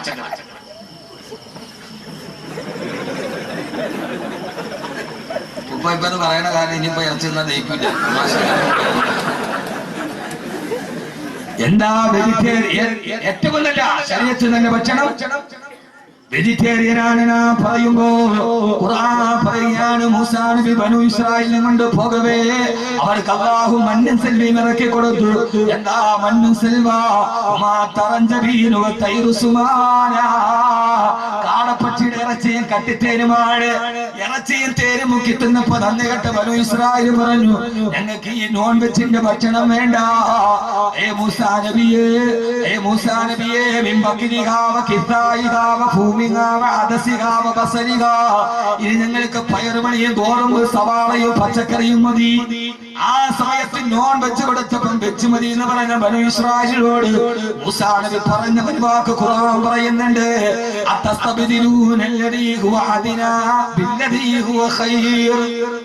ഏറ്റവും മുന്തിയ ഭക്ഷണം എന്നിട്ട് ഏറ്റവും ലോക്കൽ ഭക്ഷണം നിങ്ങൾ ചോദിച്ചു വാങ്ങുകയാണോ? അപ്പൊ ഏറ്റവും മുന്തിയ ഭക്ഷണം ഏതാ? തിരിച്ചു പറഞ്ഞ ഏറ്റവും വലിയ ഭക്ഷണം നോൺ വെജാണ്. ഏറ്റവും താഴ്ന്ന ഭക്ഷണം വേണ്ട വെജാണ്. അപ്പൊ പിന്നെ ഡോക്ടർ പച്ചക്കറി അടിക്കാൻ പറഞ്ഞ അത് ഇപ്പോഴത്തെ കോഴി കടിക്കരുതെന്നാണ്. ഇപ്പോഴത്തെ കോഴി 40 ദിവസം കൊണ്ട് അതിന്റെ പ്രസവവും കഴിയും, പെട്ടണീക്കലും കഴിയും, 40 ദിവസം കൊണ്ട് പ്രായബുദ്ധിയാവുകയും ചെയ്യും, നമ്മുടെ വയറ്റിലാവുകയും ചെയ്യും. ഇത് യഥാർത്ഥത്തിൽ ഹോർമോണ്. എന്നാൽ നല്ല നാടൻ കോഴി കഴിച്ച് ഉപ്പാപ്പ ഇപ്പോഴെനിക്ക് നോക്ക്. കാരണം എന്താ? ഇത് ചിരിക്കാനല്ല കുട്ടികളെ ഖുർആൻ പഠിക്ക്. ചെറുപ്പക്കാരെ ധാരണ എന്താ? ഇതേതോ പഠനങ്ങൾ മൂല്യാരും മുക്കറി ഓതാൻ പോയതാണ്. അല്ല മോനെ, ഇത് ശാസ്ത്രഗ്രന്ഥമാണ്. നാളെ തലച്ചെറിയിലതാണ് വിഷയം. അല്ലാഹു ബോധം തരട്ടെ. ഞാനെല്ലാം പറഞ്ഞേനെ. എത്ര ശാസ്ത്രങ്ങൾ. നമ്മൾ ലോകത്തെ കുറിച്ച് പറയുമ്പോൾ 120 കോടി. ഇന്ത്യ ജനസംഖ്യ 120 കോടി. ഒരു രാജ്യത്ത് അറിയുന്നത് ജനസംഖ്യയുടെ പേരിൽ. പെണ്ണുങ്ങളെ അല്പം ക്ഷമിക്കാൻ പാകുപോലെ മുത്തല്യങ്ങളൊക്കെ ഇരിക്കുമ്പോ ഇവരെന്താ പഠിക്കണമെന്ന് ഇവര് തന്നെ അറിയില്ല. എന്റെ പൊന്നുമോനെ, എന്താ ജനസംഖ്യ 120 കോടി. ഇപ്പോഴും നിങ്ങൾ പച്ചക്കറി കടക്ക് അതൊക്കെ കഴിഞ്ഞ് നമ്മൾ പോയി. പച്ചക്കറി കഴിഞ്ഞ് പരച്ചുകൂടെ കഴിഞ്ഞ് നമ്മളിപ്പോ തിരുവനന്തപുരത്തെത്തി. ഇങ്ങോട്ട് നോക്കി. യഥാർത്ഥത്തിൽ ജനസംഖ്യയാണ് ഇന്ത്യയുടെ ജനസംഖ്യ 120 കോടി. നമ്മുടെ ശശികല ടീച്ചർ പ്രസംഗിച്ചത് അവിടെയാണ്. ശശികല ടീച്ചർ പറഞ്ഞു, ഖദീജ 10 പറയുമ്പോ കൗസല്യ കല്യാണി 1 പറക്കുന്നുള്ളൂ. അതുകൊണ്ട് കല്യാണി 10 പറയണം. എന്നാൽ അല്ലെങ്കിൽ ഇന്ത്യയിൽ മുസ്ലിമീങ്ങൾ ഭൂരിപക്ഷമാകും, ന്യൂനപക്ഷമായി ഹിന്ദുക്കൾ ഒലിച്ചു പോകുന്നതാണ് ശശികല ലോകത്തെ ഏറ്റവും വലിയ കള്ളം പറഞ്ഞു. ശശികല പറഞ്ഞ പച്ചക്കള്ളം, ശശികല പറഞ്ഞ പച്ചക്കള്ളമാണ്. കാരണം കല്യാണി ഖദീജ 10 വെച്ചു, കല്യാണി 4 പെട്ടുള്ളൂ. ഇനി മുസ്ലിം ഭൂരിപക്ഷം വർദ്ധിക്കും എന്നാണ് ശശികല ടീച്ചർ പറഞ്ഞത്. പച്ചക്കള്ളമാണ്. കല്യാണി 10 പെറ്റാൽ പോലും ഇനി ഖദീജ 10 വെച്ചു, കല്യാണി 4 പെട്ടുള്ളൂ. എന്നാലും ഇന്ത്യയിൽ ഹിന്ദുക്കളെക്കാൾ മുസ്ലിം ഭൂരിപക്ഷം ഉണ്ടാകണമെങ്കിൽ 652 വർഷം വേണം. ആ തോതിൽ പെട്ടത്. ഈ തോതിൽ കല്യാണി 4, ഖദീജ 10 വെച്ച് പെട്ടാൽ പോലും ഈ ഹിന്ദുക്കളെക്കാൾ മുസ്ലിങ്ങൾ ഇന്ത്യയിൽ ഉണ്ടാകണമെങ്കിൽ 652 വർഷം പറയണം. എന്തിനാണ് ഈ പാവങ്ങളെ പറഞ്ഞു? നീനൊക്കെ കേട്ടിട്ട് അന്തം വിട്ട് അന്താളിച്ചേക്കുന്നത് എന്തിനാ? ഈ മതേതരത്തെ തകർക്കാനുള്ള നന്മയുടെ ഹിന്ദുവും മുസ്ലിമും ഒരേപോലെ ജീവിച്ച ഈ നാട്ടിൽ വർഗീയ കലാപം ഉണ്ടാക്കാനുള്ള ഈ വർഗീയ ഫാസിസ്റ്റുകളുടെ ചിന്തയെ തിരിച്ചറിയാൻ വലിയ മറുപടി പറയുന്നത് കുറച്ച് അനുഭവ സമ്മേളനത്തിൽ പറഞ്ഞിട്ടുള്ളത്. എന്റെ പ്രിയപ്പെട്ട സഹോദരങ്ങളെ, ആദ്യമായി ജനസംഖ്യ പറഞ്ഞ ശാസ്ത്രവേദ യൂനുസ് നബിയെ നീനവായിലേക്ക് പറഞ്ഞു വിടവേ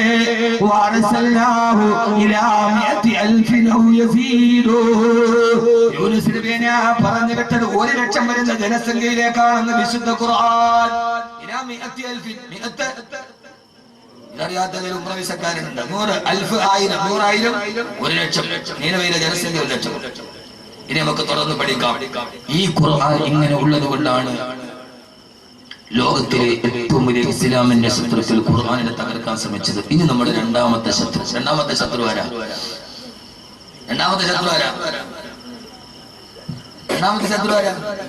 ഇബ്ലീസ് അല്ലേ? ഇബ്ലീസ് മൂന്നാമത്തെ, ഏറ്റവും ലാസ്റ്റ് ഇബ്ലീസിനെ പറഞ്ഞു. രണ്ടാമത്തെ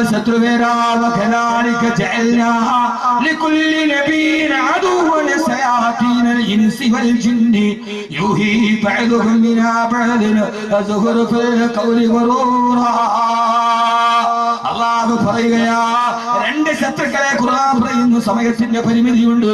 വകദാലിക ജഅൽനാ ലികുല്ലി നബിയ്യിൻ അദുവ്വൻ ശയാതീനൽ ഇൻസി വൽ ജിന്നി. രണ്ടാമത്തെ ശത്രു ശയാതീനൽ ഇൻസി, മനുഷ്യ പിശാച്. മൂന്നാമതാണ് ജിന്നിലെ പിശാച്. അത് മനസ്സിലായോ? രണ്ടാമത്തെ ശത്രു. ഈ ശത്രുവിനെ പോരാടാൻ 7 ആയുധവും ഖുർആൻ പറയുന്നുണ്ട്. തീരെ പറയും. രണ്ടാമത്തെ ശത്രു മനുഷ്യ പിശാച. ജിന്നിന്റെ യഥാർത്ഥ ഇബ്ലീസ് മൂന്നാമതാണ്. രണ്ടാമത്തെ ശത്രു മനുഷ്യ പിശാചുക്കളാണ്. എന്റെ കർമ്മോത്സുകതയുള്ള ഇസ്ലാമിന്റെ തേജസ്സും ഓജസ്സും കർമ്മോത്സുകയുള്ള ചെറുപ്പക്കാരാ, ഈ ലോകത്തിന്റെ മനുഷ്യ പിശാചുകൾക്കെതിരെ ധർമ്മസമരം നടത്താം. പറ്റൂലേ? എന്താ കിട്ടുക? മനുഷ്യ പിശാചുക്കൾ എന്നൊക്കെയാ. ഞാൻ പേരൊന്നും പറയുന്നില്ല. ഒത്തിരി പിശാചുക്കൾ നമ്മുടെ നടുവിലുണ്ട്. പേര് ഞാൻ പറഞ്ഞിട്ട് ആ പിശാചുക്കളെ പിന്നീട് വേറെ പിശാചാക്കുന്നില്ല. ആ പിശാചുകൾക്കെതിരെ പോരാട്ടം നടത്തണം. എന്താ ഉസ്താദേ പോരാട്ടം നടത്തിയാലുള്ള മനുഷ്യ പിശാചുക്കൾ? ഇസ്ലാമിനെതിരെ, ഖുർആനിനെതിരെ, അന്ധവിശ്വാസത്തോടെ ഈ സമൂഹത്തിലേക്ക് നടക്കുമ്പോ ആ മനുഷ്യ പിശാചുകൾക്കെതിരെ പോരാട്ടം നടത്തണം. അല്ലാഹു സുബ്ഹാനഹു വ തആല തൗഫീഖ് നൽകി അനുഗ്രഹിക്കുമാറാകട്ടെ. ആരാണത്? മനുഷ്യ പിശാചുക്കൾ ധാരാളമുണ്ട്. മുസ്ലിമീങ്ങളിലുമുണ്ട് മനുഷ്യ പിശാചുക്കൾ. എന്റെ ഇസ്ലാമിയുടെ പ്രവർത്തകരടക്കമുള്ളവരോട് ആ മനുഷ്യ പിശാചുക്കളോട് ഇസ്ലാമിനെ കാണുന്നുണ്ട്. ഫാസിസം മാത്രമല്ല, നാസിസം മാത്രമല്ല, സയനിസം മാത്രമല്ല, ഇസ്ലാമിന്റെ ഉള്ളിലെ മനുഷ്യ പിശാചുകൾക്കെതിരെ, അള്ളാഹുവിന്റെ ദീനിനെ വികൃതമാക്കുന്നവർക്കെതിരെ നിങ്ങൾ കണ്ടിട്ടുണ്ടോ എന്ന് എനിക്കറിയില്ല. അള്ളാഹുവിന്റെ വഹദാനിയത്തിനെ പറഞ്ഞുകൊണ്ട് ലോകത്ത് ജീവിച്ചിരുന്ന ഔലിയാക്കളുടെ ആണ്ട് നേർച്ചയുടെ പേര് പറഞ്ഞ് കലാപ്രസംഗവും ഗാനമേളയും നടത്തുന്ന മനുഷ്യ പിശാചുക്കൾ.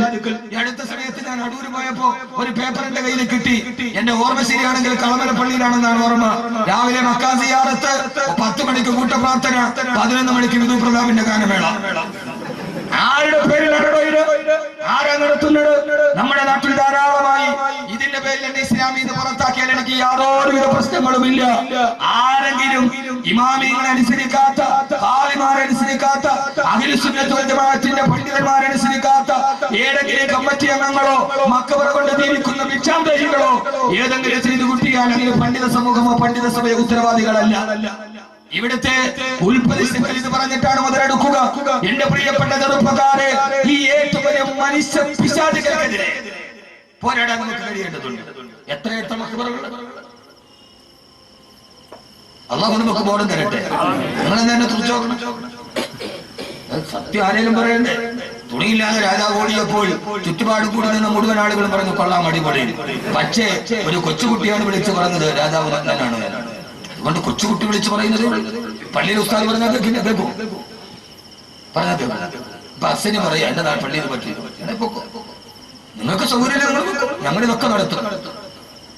അങ്ങനെയുള്ള കുറെ കമ്മിറ്റിക്കാരുണ്ട്.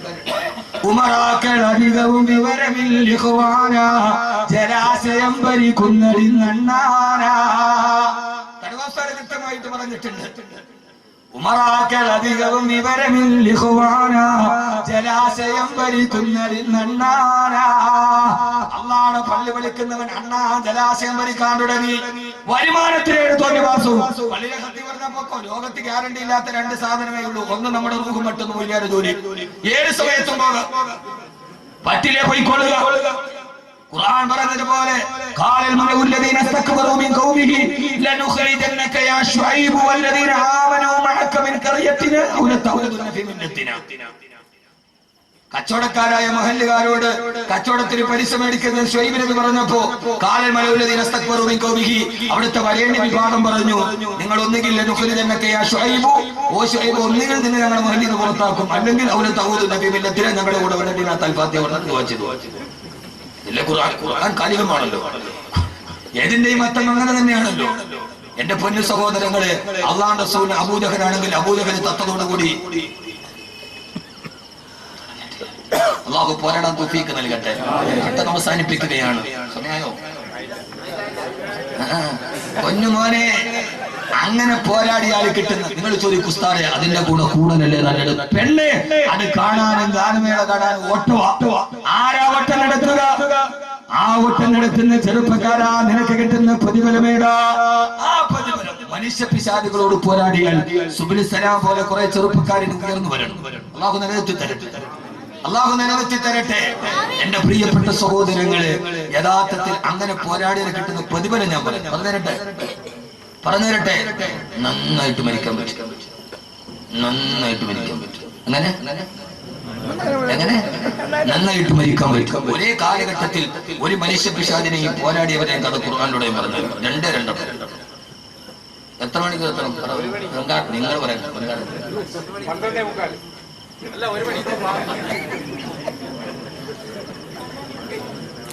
അഭിപ്രായ വ്യത്യാസം കാരണം തീരുമാനം പോളിറ്റ് ബ്യൂറോയ്ക്ക്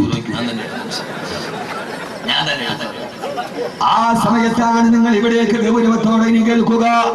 ആ സമയത്താണ് ഒരേ കാലഘട്ടത്തിൽ മനുഷ്യ പിശാചുക്കളും പോരാട്ട വീര്യം നടത്തി സമരപ്പറമ്പിലെ ഏറ്റവും വലിയ ആദർശത്തിന്റെ കാവളം മുടക്കി ആധുനിക ലോകത്തിന്റെ ആദർശത്തിന്റെ വക്താക്കളുടെ കഥ പറയുമ്പോ നിങ്ങൾക്കറിയുമല്ലോ, ലോകം കണ്ട ഏറ്റവും വലിയ മനുഷ്യ പിശാചാണ്. ലോകത്തിലെ ഏറ്റവും വലിയ മനുഷ്യ പിശാചാണ്. ആ പിശാചിനെ കാണാൻ പോയി. ഈജിപ്തിലുണ്ട്, അയാളെ കാണാൻ പോയി. ഈജിപ്തിലെ നാഷണൽ മ്യൂസിയം മുഴുവനും കാണാൻ $2 മതി. ഈ പിശാചിനെ കാണാൻ $20 ഈജിപ്തിലെ നാഷണൽ മ്യൂസിയം മുഴുവൻ ചുറ്റിക്കാണാൻ $2 മതി. ഈ പിശാചിനെ കാണാൻ $20 വേണമെന്ന് പറഞ്ഞ എന്റെ കാവൽക്കാരൻ. ഞാൻ പോയി കണ്ടു. പോയപ്പോ ഞാൻ വിചാരിച്ചത് ഇവൻ ഏതാണ്ട് ഇവൻ വർത്താനമൊക്കെ കേൾക്കുമ്പോൾ ഒരു 60 അടി ഉണ്ടെന്നാണ് വിചാരിച്ചത്. പോയി നോക്കുമ്പോ കണ്ണാടിച്ചിട്ട് ഒരു 5 അടി 10 അടി ഉള്ളുണ്ട്. പച്ച ഉണക്കക്കമ്പിൽ ടാറ് തേച്ചത് മാതിരി കിടക്കുന്നുണ്ട് ആ മനുഷ്യൻ ഈജിപ്തിലെ നാഷണൽ മ്യൂസിയത്തിൽ. എവിടെ? ഈജിപ്തിലെ നാഷണൽ മ്യൂസിയത്തിൽ. ആരാട് അവനാണ് പറഞ്ഞത് അനല്ലടി മുൽക്കു മിസ്റ വഹാദിൽ അൻഹാറു തജ്രി മിൻ തഹ്തി. ഈ നൈല് പോലും ഒഴുകുന്നത് എന്നോട് ചോദിച്ചിട്ടാണടാ. എന്നോട് ചോദ്യം ചെയ്യാൻ നീ ആരടാ? ആരാ ചോദിച്ചത്? പണ്ഡിതന്മാര് പറയുമ്പോ, ഒരു കൂട്ടം ചെറുപ്പക്കാര് പറയുമ്പോ, ഞങ്ങളാണ് ഇവിടുത്തെ ഭരണാധികാരികൾ, ഞങ്ങളാണ് പണക്കാര്. ഞാൻ പറഞ്ഞിട്ടാണ് ഈ നാടനങ്ങനെന്ന് പറഞ്ഞ ഫറോവയാണ്. അല്ലാഹുവിൽ വിശ്വസിക്കണേ ഫറോവ, പരലോകം വരും ഫറോവ എന്ന് മൂസാ നബി പറഞ്ഞപ്പോ ഫറോവയ്ക്ക് മനസ്സിലായില്ല. അവസാന ചങ്ങടയിൽ കിടന്നിട്ട് ഉപ്പുവെള്ളം തന്റെ അണ്ണാക്കിലേക്ക് കയറിയപ്പോ ഫറോവയ്ക്ക് മനസ്സിലായി, ധാരണകളെ തെറ്റിപ്പോയി. ആ സമയത്താണ് ഫിറഔൻ പറയാൻ പോയത്, ആമന്തു ലാ ഇലാഹ ഇല്ലല്ലദീ ലാ ഇലാഹ ഇല്ലല്ലാഹ് പറയാൻ പോയപ്പോ എന്താ സംഭവിച്ചതെന്നറിയോ?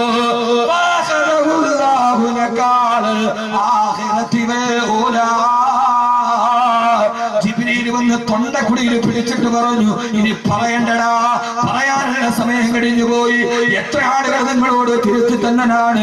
ഈ ആഭാസം പാടില്ല, ഈ അശ്ലീലത പാടില്ല, ഈ അനാവശ്യം പാടില്ല, ഈ ആവർത്തനം പാടില്ല എന്ന് പള്ളിയിലെ കാളിയാരും പള്ളിയിലെ ആലിമീങ്ങളും പറഞ്ഞപ്പോ പുച്ഛിച്ച് തള്ളിയവര് നന്നായിട്ടും മരിച്ചില്ലടോ ഫറോവ, നന്നായിട്ടും മരിച്ചില്ല ഫറോവ. ലാ ഇലാഹ ഇല്ലല്ലാഹ് പറയാൻ പോയപ്പോ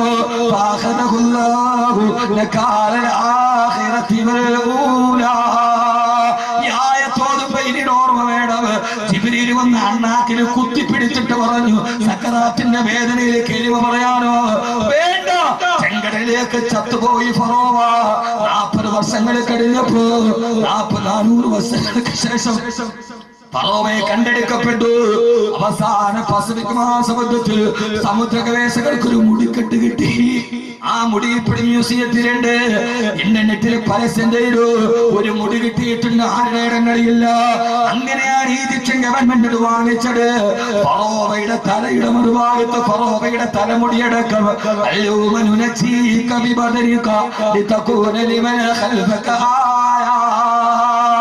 ലോകത്തിന്റെ ധിക്കാരികൾക്ക് പാഠമായി ഫറോവയെ കണ്ണാടി കൂട്ടി കിടക്കുന്നുണ്ട്. വിശുദ്ധ ഖുർആൻ ഫറോവ ചത്തത് ഏറ്റവും ഭീകരമായ മരണമാണ്. എന്നാൽ ഈ മനുഷ്യ പിശാചിനെതിരെ പട നയിച്ച ആളാണ് ബഹുമാനപ്പെട്ട കലീമുല്ലാഹി മൂസ. കലീമുല്ലാഹി മൂസ. മനസ്സിലാവുന്നുണ്ടോ ഞാൻ പറയുന്ന വിഷയം? മനസ്സിലാവുന്നുണ്ടോ? ഇവിടെ പിശാച്, ഇവിടെ മൂസ. നമ്മൾ ആരാവണം? കാലത്തിന്റെ മൂസ. നമ്മൾ ഫിറൗനാവരുത്. നമ്മളിപ്പോഴും ആരാ? നമ്മള് ഫിറൗൻ. ആരടാ? ഞാൻ ആദ്യം പറഞ്ഞ ആളാരാ? ഫറോവേ. ഇപ്പൊ നമ്മളാരാ? എനിക്കപ്പുറത്തേക്ക് മാറി ഉയരാണെങ്കിൽ മുക്കറിയാണെങ്കിൽ ദേവാലയത്തിന്റെ മത്താഫി തവാഫി ഉമ്രയുടെ വസ്ത്രം ഇട്ടായിരുന്നു, ഇഹ്റാമിന്റെ വസ്ത്രം. 2 ആജിയാക്കന്മാർ ഒരു വഴക്കുണ്ടായി. പോയ പള്ളിയിൽ അമീറായി ഉസ്താദ് പറഞ്ഞു, വഴക്കുണ്ടാക്കില്ലേ, ഹറമാണ്, വൃത്തിരിക്കുന്ന വസ്ത്രം കൂടി. എന്തോന്ന് ഹറം? അവിടെ ചെന്നാലും നമുക്കൊന്നും മാറില്ല. ഈ അനാനിയത്ത് പറഞ്ഞാൽ എന്നാ അതിന്റെ അർത്ഥം എന്താ? ആ ഹജ്ജിന് പോയ ആള് അവൻ പള്ളിയിൽ വെള്ളിയാഴ്ച ഈ പൊക്കണ ആളാ. അവിടത്തെ കുറവേ ഫിറൗൻ അബൂജഹൽ ചത്തെങ്കിലും ലോകത്ത് പിന്നെയും വരൂല്ലേ? വരുവോ? ആര് പറയണല്ലേ? ഖുർആൻ പറഞ്ഞു, വകദാലിക ജഅൽനാ ലികുല്ലി ഖറിയത്തിൻ അകാബിറ മുജ്രിമീഹാ ലിയംകുറൂ ഫീഹാ. ഖുർആൻ ഫീ കുല്ലി ഖറിയത്തിൻ അകാബിറ, ഓരോ ഗ്രാമത്തിലും ഒരു കിബറുള്ളവനുണ്ടാവും. അവനാണ് അബൂജഹൽ അല്ലെങ്കിൽ ഫിറൗൻ. ഹജ്ജിന് പോയാലും ആവില്ല. ചില ആളുകൾ ഹജ്ജിന് പോയാൽ ഒന്നുകിൽ അയാൾ നന്നാവും, ഇല്ലെങ്കിൽ രണ്ടാമത് കഅബ ഒന്നുകൂടെ കഴിവേണ്ടി വരും. രണ്ടാലൊന്നും നടക്കും. അവിടെ പോയാലും മാറൂല. ഞാൻ അനുഭവസ്ഥനായി 204 പേരെ കൊണ്ട് ഹജ്ജിന് പോയ അമീറാണ് ഞാൻ. അന്ന് ഞാൻ തീരുമാനിച്ചു, ഇൻഷാ അല്ലാഹ് ഇന്ന് അമീറായിട്ട് പോകുമല്ലോ. ഞാൻ എന്റെ അനുഭവത്തിൽ നിന്നാ പറയുന്നത്. നിങ്ങൾ ചോദിച്ചു നോക്കാം, ഹജ്ജിന് പോയ ഒരു അമീറായിട്ട് പോയവരോട് ചോദിച്ചു, പക്ഷെ എന്താ ഹറം എന്നൊരു വിഷയമല്ല. എന്നാ മറുഭാഗത്ത് ഫിർഔൻ പറഞ്ഞു, മരിക്കാൻ നേരത്ത് ലാ ഇലാഹ ഇല്ലല്ലാഹ് പറയാൻ ശ്രമിച്ച ആളാണ് ഫിർഔൻ. വെച്ചോ ലാ ഇലാഹ ഇല്ലല്ലദീ ആമനതു ബിഹി ബനൂ ഇസ്രായീൽ വരെ എത്തിയുള്ളൂ. നിങ്ങൾ വിചാരിച്ചല്ല മരിക്കണ സമയത്ത് സക്കറാത്തിന് തൊട്ട് മുമ്പ് ലാ ഇലാഹ ഇല്ലല്ലാഹ് പറഞ്ഞിട്ട് തൗബ ചെയ്യാൻ നടക്കൂലൂട്ടി. ഖുർആൻ ആളുകൾ വേണമെന്ന പെണ്ണുങ്ങളോട് ഹജ്ജിന് പോവില്ല, 50 വയസ്സ് കഴിഞ്ഞേ പോകുള്ളൂ. എന്തേ കാര്യം? തിരിച്ചു വന്നാൽ പിന്നെ ഹജ്ജ് ഉമ്മാന്ന് വിളിക്കും. വയസ്സ് കൂടുതലായിട്ട് 60 കഴിഞ്ഞിട്ട് പോകാന്ന് വിചാരിച്ചിരിക്കുക. നന്നാവൂല പെണ്ണെ, നന്നാവൂല. ജീവിതത്തിൽ ലാ ഇലാഹ ഇല്ലല്ലാഹ് പറയാത്തവൻ മരിക്കണ സമയത്ത് പറയാന്ന് വിചാരിച്ചാൽ നടക്കൂല. ഖുർആൻ വിഷയം വളരെ വിശാലാണ്. ഖുർആനിലേക്ക് ഇറങ്ങി ഒരു രസമാണ് പറയുന്നത്. എന്റെ ഏറ്റവും വലിയ ഇഷ്ടപ്പെട്ട വിഷയം ഖുർആനാണ്. ഞാനൊരു ഖുർആന്റെ പ്രചാരകനാണ്. എനിക്ക് എന്റെ ജീവിതത്തിൽ ഒറ്റ രക്ഷയുള്ളൂ, ഈ ഖുർആൻ ലോകത്തിന്റെ മുമ്പിൽ എത്തിക്കണം. അതിന്റെ ഇടയിൽ ഇടത്തോ വലത്തോ കേൾക്കുന്ന അവസരങ്ങൾക്ക് ഞാൻ ചെവി കൊടുക്കാറില്ല. അതിന്റെ ഇടയിൽ ആ ലക്ഷ്യത്തിലേക്കുള്ള പോക്കിന്റെ ഇടയിൽ ഇടത്തുനിന്നും വലത്തുനിന്നും കേൾക്കുന്ന അവശബ്ദങ്ങൾക്ക് ഞാൻ ചെവി കൊടുക്കാറില്ല. ചാലിയത്തെ അഹമ്മദ് കോയ ശാലിയാത്തയുടെ ലൈബ്രറിയുടെ മുകളിൽ ഒരു വലിയ ക്ലോക്ക് ഉണ്ട്. അതിന്റെ താഴെ ഇംഗ്ലീഷ് കവിയായ റോബർട്ട് ഫ്രോസ്റ്റിന്റെ ഒരു കവിത എഴുതി വെച്ചിട്ടുണ്ട്. ജവഹർലാൽ നെഹ്റുവിന്റെ മേശപ്പുറത്തൂല കവിത ഉണ്ടായിരുന്നു.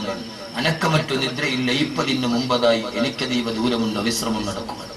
എന്നെ 3 വെള്ളത്തുണിയിൽ പൊതിഞ്ഞ് എന്റെ വീടിന്റെ മുറ്റത്ത് വെക്കുന്നതിന് മുമ്പ് എനിക്ക് നടന്നു നടക്കാൻ കുറെ പാതകളുണ്ട്. ഞാൻ ആ പാതയിലോട്ടുള്ള നടത്തത്തിലാണ്. ഞാൻ ലക്ഷ്യം വളരെ ദൂരെയാണ്. ദൂരെയുള്ള ലക്ഷ്യത്തിലേക്ക് നടക്കുമ്പോൾ ഇടതുഭാഗത്തോ ഇപ്പുറത്തോ ഇരുന്ന് അപശബ്ദം കേട്ടാൽ കുരച്ച നായോടും കടിച്ച പൂച്ചയോടും വർത്താനം പറഞ്ഞാൽ നമുക്ക് ലക്ഷ്യത്തിലെത്താൻ കഴിയില്ല. അതുകൊണ്ട് ഞാൻ മറുപടി പറയാറില്ല. ആ മറുപടി പറയാൻ നമുക്ക് സമയം, നമ്മൾ ലക്ഷ്യത്തിലെത്തില്ല. അത്രയും സമയം നമ്മൾ പിന്നിപ്പോകും. അള്ളാഹു നമ്മൾ ലക്ഷ്യത്തിലെത്തിക്കട്ടെ. ചിലർ പറയും ബാക്കി ഹെഡ് വെയിറ്റാണ്, ചിലർ ഇപ്പൊ കുറെ കാശൊക്കെ ആയിപ്പോയി, ചില ആളുകൾ തലക്കനം ആയിക്കോട്ടെ.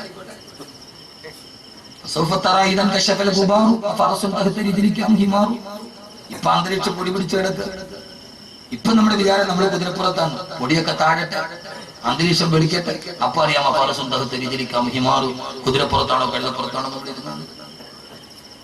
നമുക്കെന്തിനാണ്? അതൊരു മീസാൻ എന്ന ത്രാസിന്റെ ഭാരമല്ലേ. അള്ളാഹു നിലനിർത്തി തരട്ടെ. എന്നെ കൈതോടുകാർക്ക് നന്നായിട്ട് അറിയുമെന്നറിയില്ല, പക്ഷെ കൈതോടും വേക്കലും എനിക്ക് നന്നായിട്ട് അറിയില്ല. നിങ്ങൾക്ക് എന്നെ അറിയില്ല. നിങ്ങൾക്ക് ഈ ഫോട്ടോയിൽ വിളിച്ചുണ്ടാവുന്നതൊക്കെ ബാക്കി അറിയാവുള്ളൂ. ഞാൻ 18 വർഷം മുമ്പ് പൂന്തറ അറബി കോളേജിലെ ഹാഫിളായി ഞാൻ അവിടെ 1ാം ക്ലാസ്സിൽ പഠിക്കുക. അവാമിലിടും മീശ പൊടിച്ചിട്ടില്ല. എന്റെ ഉസ്താദ് പി കെ കോയ ഉസ്താദ് നമ്പറല്ലാഹു കബറിടം വിശാലമാക്കി കിടക്കട്ടെ. എന്റെ ഉസ്താദ് മരിച്ചു കിടന്നപ്പോഴാണ് പള്ളിയിലെ സെക്രട്ടറി പറഞ്ഞത്, കോയ ഉസ്താദിന്റെ മയ്യത്ത് കണ്ടപ്പോൾ എനിക്ക് മരിക്കണമെന്ന് കൊതി തോന്നിപ്പോയി. അങ്ങനെയുള്ള പണ്ഡിതന്മാരൊക്കെ വളരെ കുറവാണ്. എന്റെ ഉസ്താദിന്റെ മയ്യത്തിന് അനുശോചനം തോട്ടക്കാട്ടുകാരുടെ പ്രസിഡന്റ് പറഞ്ഞു, കോയ ഉസ്താദിന്റെ മയ്യത്ത് കണ്ടപ്പോൾ എനിക്ക് മരിക്കാൻ കൊതി തോന്നിപ്പോയി. ഒരാൾ മരിച്ചു കിടക്കുന്നുണ്ട്, അപ്പൊ ജീവിച്ചിരിക്കുന്ന ആൾക്ക് കൊതിയാവും. പൂന്തറ കോളേജിന് വലിയ വരുമാനമൊന്നുമില്ല. അപ്പോ ഉസ്താദ് എല്ലാ വർഷവും കലണ്ടർ അടിക്കും. വിൽക്കാൻ വേണ്ടി മുത്തലിങ്ങൾ പറഞ്ഞു. ഞാനും എന്നൊരു സുഹൃത്തുണ്ടോ വട്ടപ്പാറ മനുഷ്യ, നിങ്ങളുടെ മഹലുകാരൻ, ഞങ്ങൾ 2 പേരും കൂടെ വന്നു. വേക്കൽ പള്ളി വലിയ സമ്പന്നര പള്ളിയാന്നാകട്ടെ. അന്ന് ആദ്യമായിട്ട് ഞാൻ വേക്കപ്പള്ളിയിൽ പള്ളിക്ക് എന്റെ ദറസിൽ എനിക്കിടക്കുള്ള കുട്ടികൾക്ക് ഭക്ഷണത്തിന് വേണ്ടി ഒരു ജുമൈക്കുമ്പ് പ്രസംഗിച്ചു. ലക്ഷ്യ കലണ്ടർ സംഭവം നടക്കുന്നത് വേക്കൽ പള്ളിയിലാണ്. ആരാണ് ആശ്രദ്ധമായിരിക്കുന്നത്? പ്രസംഗിച്ച് ഞാൻ മരണത്തെ കുറിച്ച് പറയാം. കബറും കഫത്തുണയും പറഞ്ഞാലേ കായ് കിട്ടുപോയി. അങ്ങനെ പ്രസംഗിച്ചോണ്ട് പ്രസംഗം ചൂട് പിടിച്ചു. അന്നെ മീശ പൊടിച്ചിട്ടില്ല. പ്രസംഗിച്ചുകൊണ്ടിരിക്കുമ്പോ ഒരു മണിയായി. അപ്പൊ പെട്ടെന്നൊരു ശബ്ദം, ആളുകളുടെ ഇടയിൽ ആരോ പറഞ്ഞു പള്ളിയുടെ പ്രസിഡന്റാണ്. ഞാൻ പറഞ്ഞു ഇത് എന്തൊരു മനുഷ്യനാണ്. ഞാൻ പേടിച്ച് പറച്ചവിടെ ഇരുന്നു കഴിഞ്ഞപ്പോ എനിക്ക് ആ മനുഷ്യനോട് ഭയങ്കര ദേഷ്യം തോന്നി. ഇവിടെ എന്തൊരു അഹങ്കാരി, പ്രസംഗിച്ചോണ്ടിരിക്കുന്നു, എല്ലാരും നിസ്കാരം കഴിഞ്ഞിറങ്ങിയിട്ടു. ആ മനുഷ്യൻ തന്നെ എന്നെ വിളിച്ചുകൊണ്ട് പോയിട്ട് എല്ലാവരോടും പറഞ്ഞു, ഇത് കോയ ഉസ്താദിന്റെ പള്ളിയിൽ നിന്ന് വന്ന കുട്ടികളാണ്, എല്ലാവരും പൈസ കൊടുക്കുക. പൈസയൊക്കെ വാങ്ങിച്ചു തന്നു. നേരെ വിളിച്ച് വീട്ടിൽ കൊണ്ടുപോയി ഭക്ഷണം വെച്ചു. ഭക്ഷണം തന്നതിന് ശേഷം 2000 രൂപ എടുത്ത് വന്നിട്ട് പറഞ്ഞു, ഉസ്താദിനോട് ദുആ ചെയ്യാൻ പറഞ്ഞു. ഉങ്കുടി മാനേജരാണ്, ഇവിടെ മാനേജരാണ്. അപ്പൊ ഞാൻ ആളുകളോട് ചോദിച്ചത്, ആരായി ആളെ മക്കളാണ് എന്നോട്. അള്ളാഹുദത്തിന്റെ കബറുടെ വിശാലമാക്കി. ഏതായാലും 18 വർഷം മുമ്പ് ആ മനുഷ്യൻ തന്ന 2000 രൂപയുടെ പ്രതിഫലം അദ്ദേഹം മണ്ണിൽ കിടക്കുമ്പോൾ ഇത്രയും പേര് ആമീൻ പറഞ്ഞു അല്ലേ. അപ്പൊ അങ്ങനെ ഞാൻ വേക്കൽ പ്രസംഗിച്ചിട്ടുണ്ട്. ഇതാരും അറിയാത്ത ഞങ്ങൾ മാത്രം അറിയുന്ന സീക്രട്ട്. അദ്ദേഹം മരിച്ചു പോയി ജീവിച്ചിരിക്കുന്ന ആൾ ഞങ്ങളുള്ളൂ. അള്ളാഹു നമ്മളെ നന്നാക്കി തരട്ടെ. എന്നാൽ ഈ മനുഷ്യ പിശാചിനെതിരെ അതുകൊണ്ട് ജീവിതത്തിൽ ലാ ഇലാഹ ഇല്ലല്ലാഹ് പറഞ്ഞവർ മരിക്കുന്ന സമയത്ത് പറ്റൂല.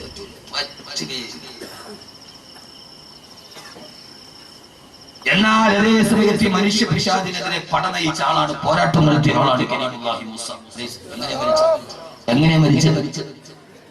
കലീമുല്ലാഹി മൂസാ നബിയുടെ അടുക്കലേക്ക് റൂഹ് പിടിക്കാൻ അസ്രായീലിനെ പറഞ്ഞു വിട്ടു. അസ്രായീൽ വന്നിട്ട് പറഞ്ഞു, കലീമുല്ലാഹി മൂസാ, നിന്റെ റൂഹ് പിടിക്കാൻ എന്നെ പറഞ്ഞു വിട്ടടാ. വരുന്നു മൂസാ നബി വരട്ടെ കൈയെടുത്തിട്ട് അസ്രായീലിന്റെ കരണത്താഞ്ഞടിച്ചു. അസ്രായീലിന്റെ കണ്ണു പൊട്ടിപ്പോയി. അസ്രായീൽ റൂഹ് പിടിക്കാൻ വന്നു, ഒറ്റ അടി മൂസാ നബി അസ്രായീലിന്റെ കണ്ണു പൊട്ടിപ്പോയി. ഇത് കെട്ടുകരയല്ല, അഹ്മദ് കബീർ പച്ച കിതാബ് നോക്കിയിട്ട് പറയുന്നതല്ല. റവാഹുൽ ബുഖാരി, ഇമാം ബുഖാരി ഉദ്ധരിക്കുന്ന സഹീഹായ ഹദീസാ. അസ്രായീൽ പൊട്ടിക്കരഞ്ഞുകൊണ്ട് അല്ലാഹുവിന്റെ അടുക്കലെത്തി, അല്ലാഹുവേ, മരിക്കാൻ ഇഷ്ടമില്ലാത്ത ഒരാളുടെ റൂഹ് പിടിക്കാൻ എന്നെ എന്തിനു നീ പറഞ്ഞു വിട്ടു അല്ലാഹ്? നിന്റെ മൂസ എന്നെ അടിച്ചെന്റെ കണ്ണു പൊട്ടിച്ചു അല്ലാഹ്. അസ്രായീൽ കേൾക്കേണ്ട സംഭവമല്ലേ. അസ്രായീൽ വന്ന അങ്ങനെയല്ല. എന്ത് പറ്റി?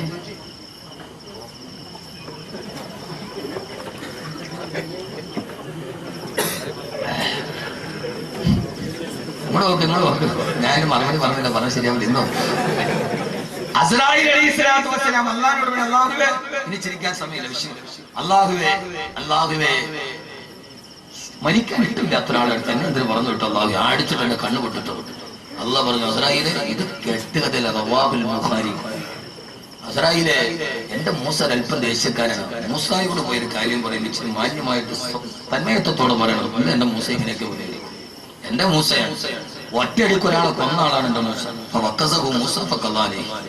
ഒറ്റയടിക്ക് ഒരാളെ കൊന്ന ആളാണ് എന്റെ മൂസ. അപ്പൊ മൂസയോട് പറയുമ്പോ, ഒറ്റയടിക്ക് ഒരാളെ കൊന്ന ഒരാൾ ഇന്ത്യയിൽ ഇപ്പോഴും ജീവിച്ചിരിപ്പുണ്ട്. നിങ്ങൾ ആഴ്ച മംഗളം വായിച്ചാൽ മതി. ഇന്ത്യയുടെ മുൻ ക്രിക്കറ്റ് ക്യാപ്റ്റൻ നവജോത് സിംഗ് സിദ്ധു. വായനയുടെ ലോകം വിശാലമാണ്. എന്റെ വായനയുടെ ലോകം വിശാലമാണ്. വായിക്കണം. അത് മുത്തല്യങ്ങളോട് ഞാൻ പറയുന്നത്, ഉപദേശിക്കുകയല്ല.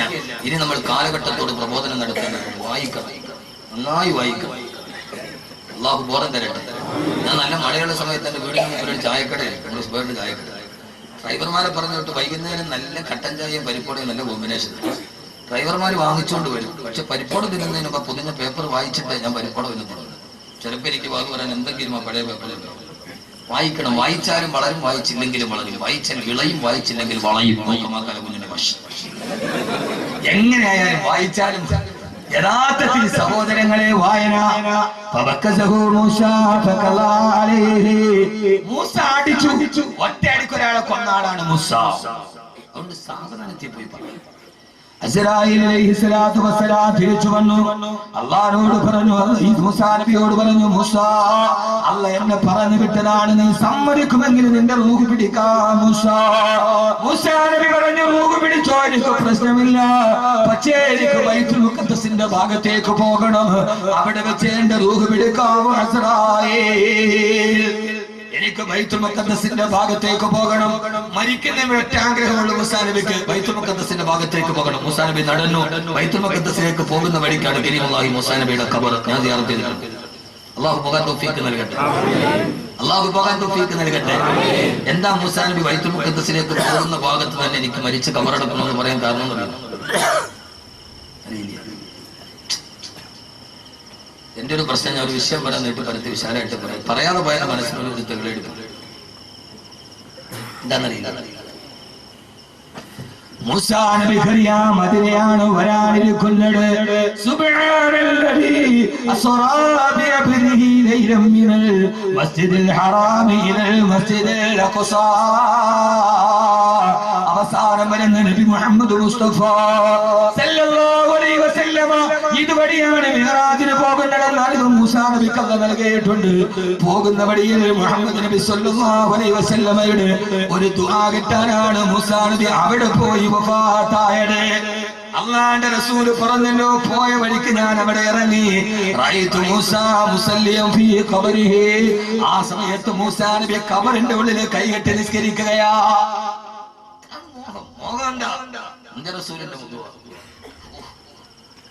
ഭയങ്കര ഇസ്ലാമിന്റെ ചരിത്രം. അങ്ങനെ ബൈത്തുൽ മുഖദ്ദസിന്റെ ഭാഗത്തെത്തി. അവിടെ എത്തുമ്പോൾ കുറെ ആളുകൾ അവിടെ ഖബർ കുഴിച്ചു കൊണ്ടിരിക്കുകയാ. ആളുകളെ പരിചയമില്ല, ഇതേവരെ പരിചിതമില്ലാത്ത മുഖമാ. മൂസാ നബി ചോദിച്ചത്രേ, ലിമൻ ഹാദൽ ഖബർ, ആർക്ക് വേണ്ടിയാണ് ഈ ഖബർ നിങ്ങൾ കുഴിക്കുന്നത്? ആ സമയത്ത് അവര് പറഞ്ഞു,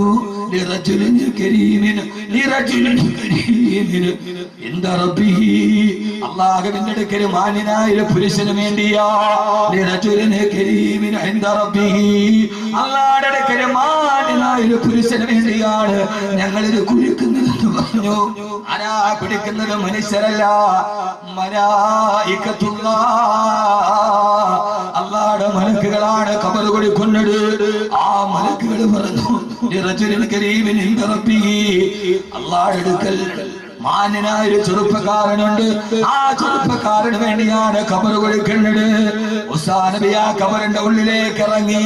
എന്നിട്ട് അതിന്റെ ഉള്ളിൽ നീണ്ടു നിവർന്ന് കിടന്നു നോക്കി. ആ സമയത്ത് സ്വർഗത്തിന്റെ പരിമളം കണ്ടു മൂസാ. സ്വർഗത്തിന്റെ വിരിപ്പ് 6 അടി മണ്ണിന്റെ ഉള്ളിൽ കണ്ടു മൂസാ അലൈഹിസ്സലാത്തു വസ്സലാം. അങ്ങനെ ഖബറിൽ മറന്നു കിടക്കുമ്പോ ആ സമയത്ത് അലൈഹിസ്സലാത്തു വസ്സലാം റൂഹ് പിടിച്ചു. പിന്നീട് നടന്നത് ചരിത്രമാണ്. മൂസാ നബിയുടെ മയ്യത്ത് കുളിപ്പിച്ചത് മനുഷ്യരല്ല, മലായികത്തുല്ലാഹ്. മൂസാ നബിയുടെ കഫം പൊതി തുണിഞ്ഞത് മലായികത്തുല്ലാഹ്. മൂസാ നബിയുടെ മയ്യത്ത് നിസ്കരിച്ചത് മലായികത്തുകളോ.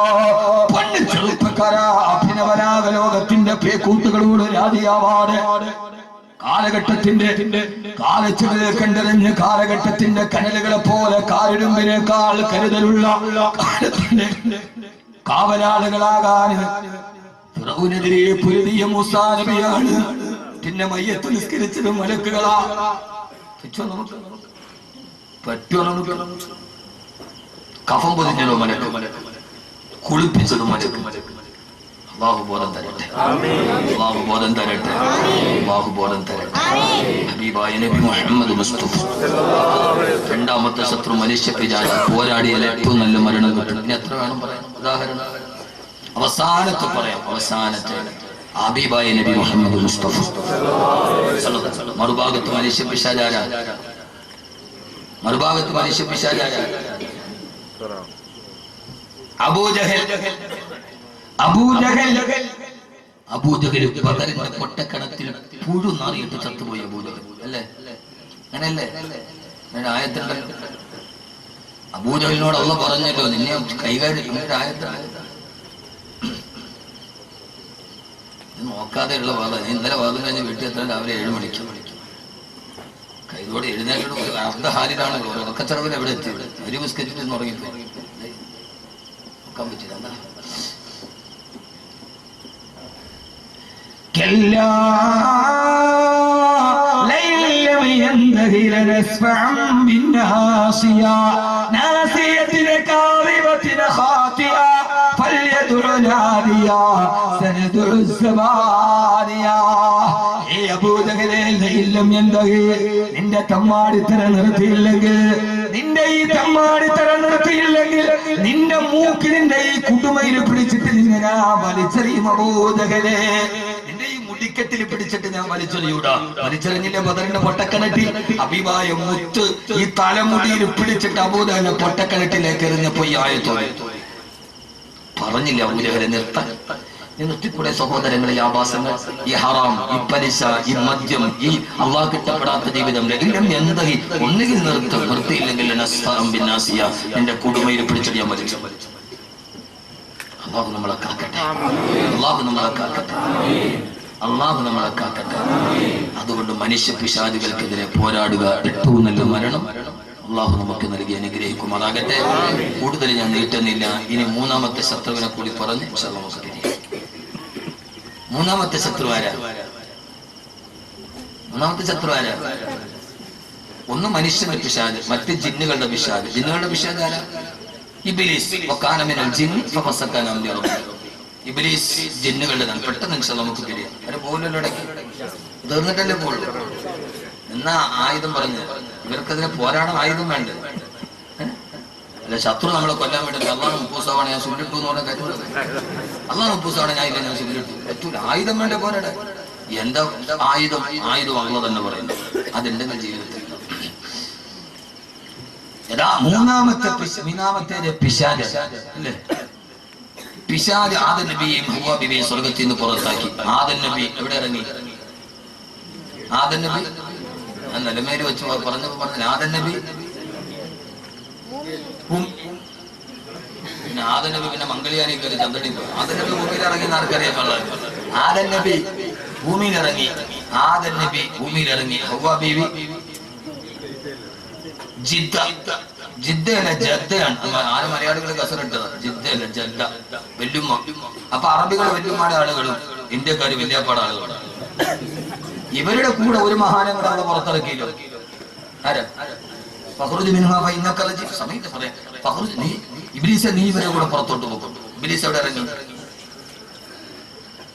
നമ്മൾ ഏത് ചരിത്രത്തിന്റെയും പകുതിയൊക്കെ ആദം നബി ഇന്ത്യയിൽ ഇറങ്ങി ഹവ്വാ ബീവി ശ്രീലങ്കയിൽ ഇറങ്ങി രണ്ടുപേരും കൂടി പൊട്ടിക്കരഞ്ഞു റബ്ബനാ വലംനാ അൻഫുസനാ വഇല്ലം തഗ്ഫിർ ലനാ വതർഹംനാ ലനകൂനന്ന മിനൽ ഖാസിരീൻ അല്ലാഹുവേ നീ ഞങ്ങൾക്ക് പുറത്തു തന്നില്ലെങ്കിൽ ഞങ്ങൾ ഏറ്റവും വലിയ നഷ്ടവാളികളാവും അല്ലാഹുവേ 100 വർഷം ആദം നബി നിന്ന് കരഞ്ഞു 300 വർഷം ഇരുന്ന് കരഞ്ഞു 100 വർഷം കിടന്നു കരഞ്ഞു ഒരു തെറ്റി ഹവ്വാ ബീവി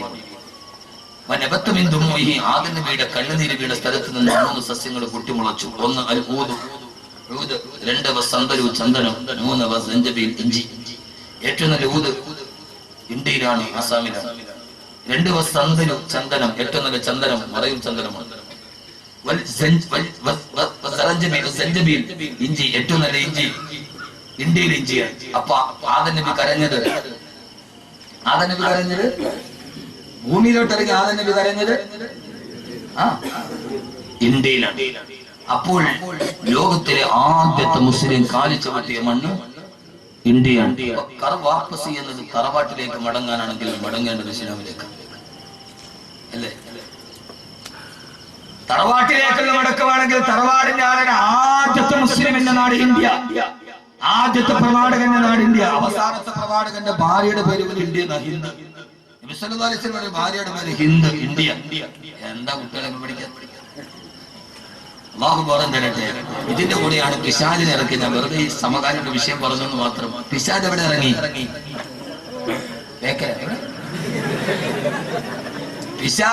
പിശാച് ജോർദാനിൽ ഇറങ്ങി ഇബ്ലീസ് ജോർദാനിൽ ഇറങ്ങി ആ ഇബ്ലീസാണ് ലോകത്തിന്റെ ഏറ്റവും വലിയ നമ്മുടെ മൂന്നാമത്തെ ശത്രു അല്ലാഹു അവനെ ആട്ടി ഓടിക്കാൻ തൗഫീഖ് നൽകട്ടെ ഞാൻ ഇബ്ലീസിനെ ജീവിതത്തിൽ നാട്ടി ഓടിക്കോ ഞാൻ പറയാം ഓടിക്കേണ്ട കുറെ സാധനം ഞാൻ പറയാം ഓടിക്കോ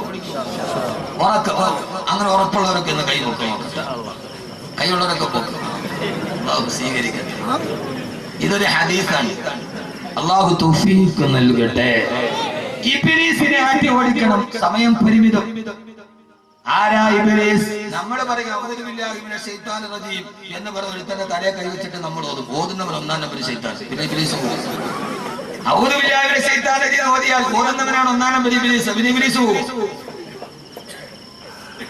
ഒന്ന് ഇബ്ലീസിനെ ആട്ടി ഓടിക്കണം ഇൻഷാ അല്ലാഹ്. ഉറപ്പാണല്ലോ? ഒന്നുകൂടി കൈവച്ച് നോക്കട്ടെ. ആരെങ്കിലും ഒരാൾ സുബഹി നമസ്കാരം ഖലാഖിട്ടവൻ കിടന്നുറങ്ങിയാൽ ഇബ്ലീസ് അവന്റെ ചെവിയിൽ മൂത്രമൊഴിക്കുമെന്ന് നബി മുഹമ്മദ് മുസ്തഫ. നിങ്ങളെന്താ വിചാരിച്ച കായ് കൊടുക്കലാണ്? ഇബ്ലീസിനെ ആട്ടി ഓടിക്കാൻ ഔദു ബില്ലാഹി മിനശ് ശൈത്താനിർ റജീം ആർക്കറിയാത്തത്? ആരെങ്കിലും സുബഹി നമസ്കാരം ഖലാഖിട്ട് കിടന്നുറങ്ങിയാൽ അവന്റെ ചെവിയില് ഇബ്ലീസ് മൂത്രമൊഴിക്കും. നമുക്കറിയാം, രാവിലെ ഒരാൾ ഏതായാലും ഒരു കാര്യത്തിന് പോയാൽ മൂത്രം മാത്രമല്ല ഒഴിക്കുക. നബിതങ്ങൾ അങ്ങനെ വേണ്ട, നബിതങ്ങളുടെ മാന്യത കൊണ്ട് പറഞ്ഞല്ലോ. യഥാർത്ഥത്തിൽ ഒരാൾ ആദ്യം മൂത്രം മാത്രമല്ല ഒഴിക്കുക, രാവിലെ എഴുന്നേറ്റ് പോണ ഒരാള്. അപ്പൊ നബിതങ്ങൾ മൂത്രം ഒഴിക്കുന്നത് നബിതങ്ങളുടെ മാന്യത കൊണ്ട് പറഞ്ഞാണ് ഞാൻ മനസ്സിലാക്കുക. അപ്പോൾ മിക്കവാറും ഇവിടെ ഇന്നിരിക്കുന്ന ഒട്ടുമിക്ക ആളുകളുടെ ഈ ചെവി ഇന്ന് പിശാചിന്റെ കക്കൂസായി മാറിയിട്ടുണ്ട്. വലത് കെട്ടത് കൊണ്ട് മാത്രം സുബഹി നിസ്കരിച്ചു എന്നുള്ളതിന്റെ അടയാളമല്ല. ഞാൻ മലപ്പുറത്തൊരിക്കലും വലത് പറയുമ്പോൾ ഒരു പെൺകുട്ടി എന്റെ അടുത്ത് കത്ത് തന്നു, ഉസ്താദ് ദുആ ചെയ്യണം, എന്റെ ഭർത്താവിന് 4 പെൺകുട്ടികളുമായിട്ട് പരസ്പര ബന്ധമുണ്ട്, ഉസ്താദ് ദുആ ചെയ്യും. അതിന്റെ താഴെ എഴുതിയിരിക്കുന്നു, ഈ സദസ്സിൽ തന്നെ ഉസ്താദ് ദുആ ചെയ്യും. അതെന്താന്ന് അറിയാണ്ട് അതിനെ താഴെ എഴുതിയിരിക്കുകയാണ്, എന്റെ ഭർത്താവ് ഉസ്താദിന്റെ മുമ്പിൽ വന്ന് വെക്കാൻ നിൽക്കുന്നത്. ഞാൻ പറഞ്ഞു ക്യാൻസർ ഖുർആനിലൂടെ മോചനം എന്നുള്ള ക്യാസറ്റ് അവിടെ പ്രസംഗിച്ച അതിന്റെ താഴെ എഴുതിയിരിക്കുന്നു, ആ 4 പെണ്ണുങ്ങൾ അപ്പുറത്ത് ചിരിച്ചുകൊണ്ടിരിക്കുന്നു ഉസ്താദിന് വന്ന് വെക്കാൻ. അപ്പൊ അതിന്റെ അർത്ഥം എന്താ? വഅദെന്ന് പറഞ്ഞാൽ ദീർഘാദാവണം, വായും മുത്തൈതാകണം, കേൾക്കുന്നവരും ആ വഅദ് ഇർശാദ് നൽകണം. സഹോദരങ്ങളെ, ഒന്ന് ഇബ്ലീസിനെ ശരീരത്തിൽ കൂട്ടി. ഇതാണ് ജീവിതം പോരാടാനുള്ളതാണ്. സുബഹിക്ക് എഴുന്നേൽക്കുക, സുബഹിക്ക് എഴുന്നേൽക്കുക, എന്നിട്ട് 2 റക്അത്ത് സുബഹി നിസ്കരിക്കുക. കഴിഞ്ഞ വ്യാഴാഴ്ച മുതൽ ഈ ദിവസം വരെ കേരളത്തിന്റെ മിക്ക മുസ്ലിം പള്ളികളെ സുബഹിക്ക് ചെറുപ്പക്കാർ കുറവാ. കാരണം മോളിവുഡിന്റെ കോടികൾ മുടക്കിയ സിനിമാ നായകന്റെ സിനിമ കാണാൻ പാതിരാത്രി 2 മണി വരെ തിരുവനന്തപുരത്തും കൊല്ലത്തുമുള്ള തിയേറ്ററിലെ ചെറുപ്പക്കാരുടെ ക്യൂവാ. ആണ്ടിപ്പെട്ടിക്കാരൻ അണ്ണാച്ചിയുടെ സിനിമ കാണാൻ 2 മണി വരെ ക്യൂ നിൽക്കുന്ന ചെറുപ്പക്കാരോ. സുബഹി നമസ്കാരം ഒരു ജൂതനാണെന്ന് നിങ്ങൾക്കറിയുമല്ലോ. ഏറ്റവും വലിയ ഇസ്ലാമിന്റെ ശത്രുജൂതനാ. ഒരു ജൂത പണ്ഡിതനോട് ഒരു മുസ്ലിം ചോദിച്ചു, പത്രേ, നിങ്ങൾക്ക് എന്നാ മുസ്ലിമീങ്ങളെ ഭയമില്ലാത്തത്? മുസ്ലിമീങ്ങളെ ജൂതന്മാരെ തോപ്പിക്കുമെന്ന് നബി നിങ്ങൾ പറഞ്ഞിട്ടുണ്ടല്ലോ.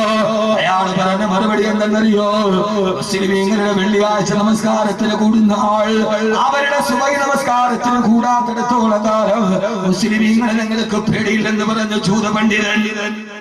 അവരുടെ വെള്ളിയാഴ്ചക്ക് കൂടുന്ന ആളുകൾ സുബഹി ജമാഅത്തിന് കൂടാത്തിടത്തോളം കാലം അവരെ പേടിക്കേണ്ടതെന്തിനാ?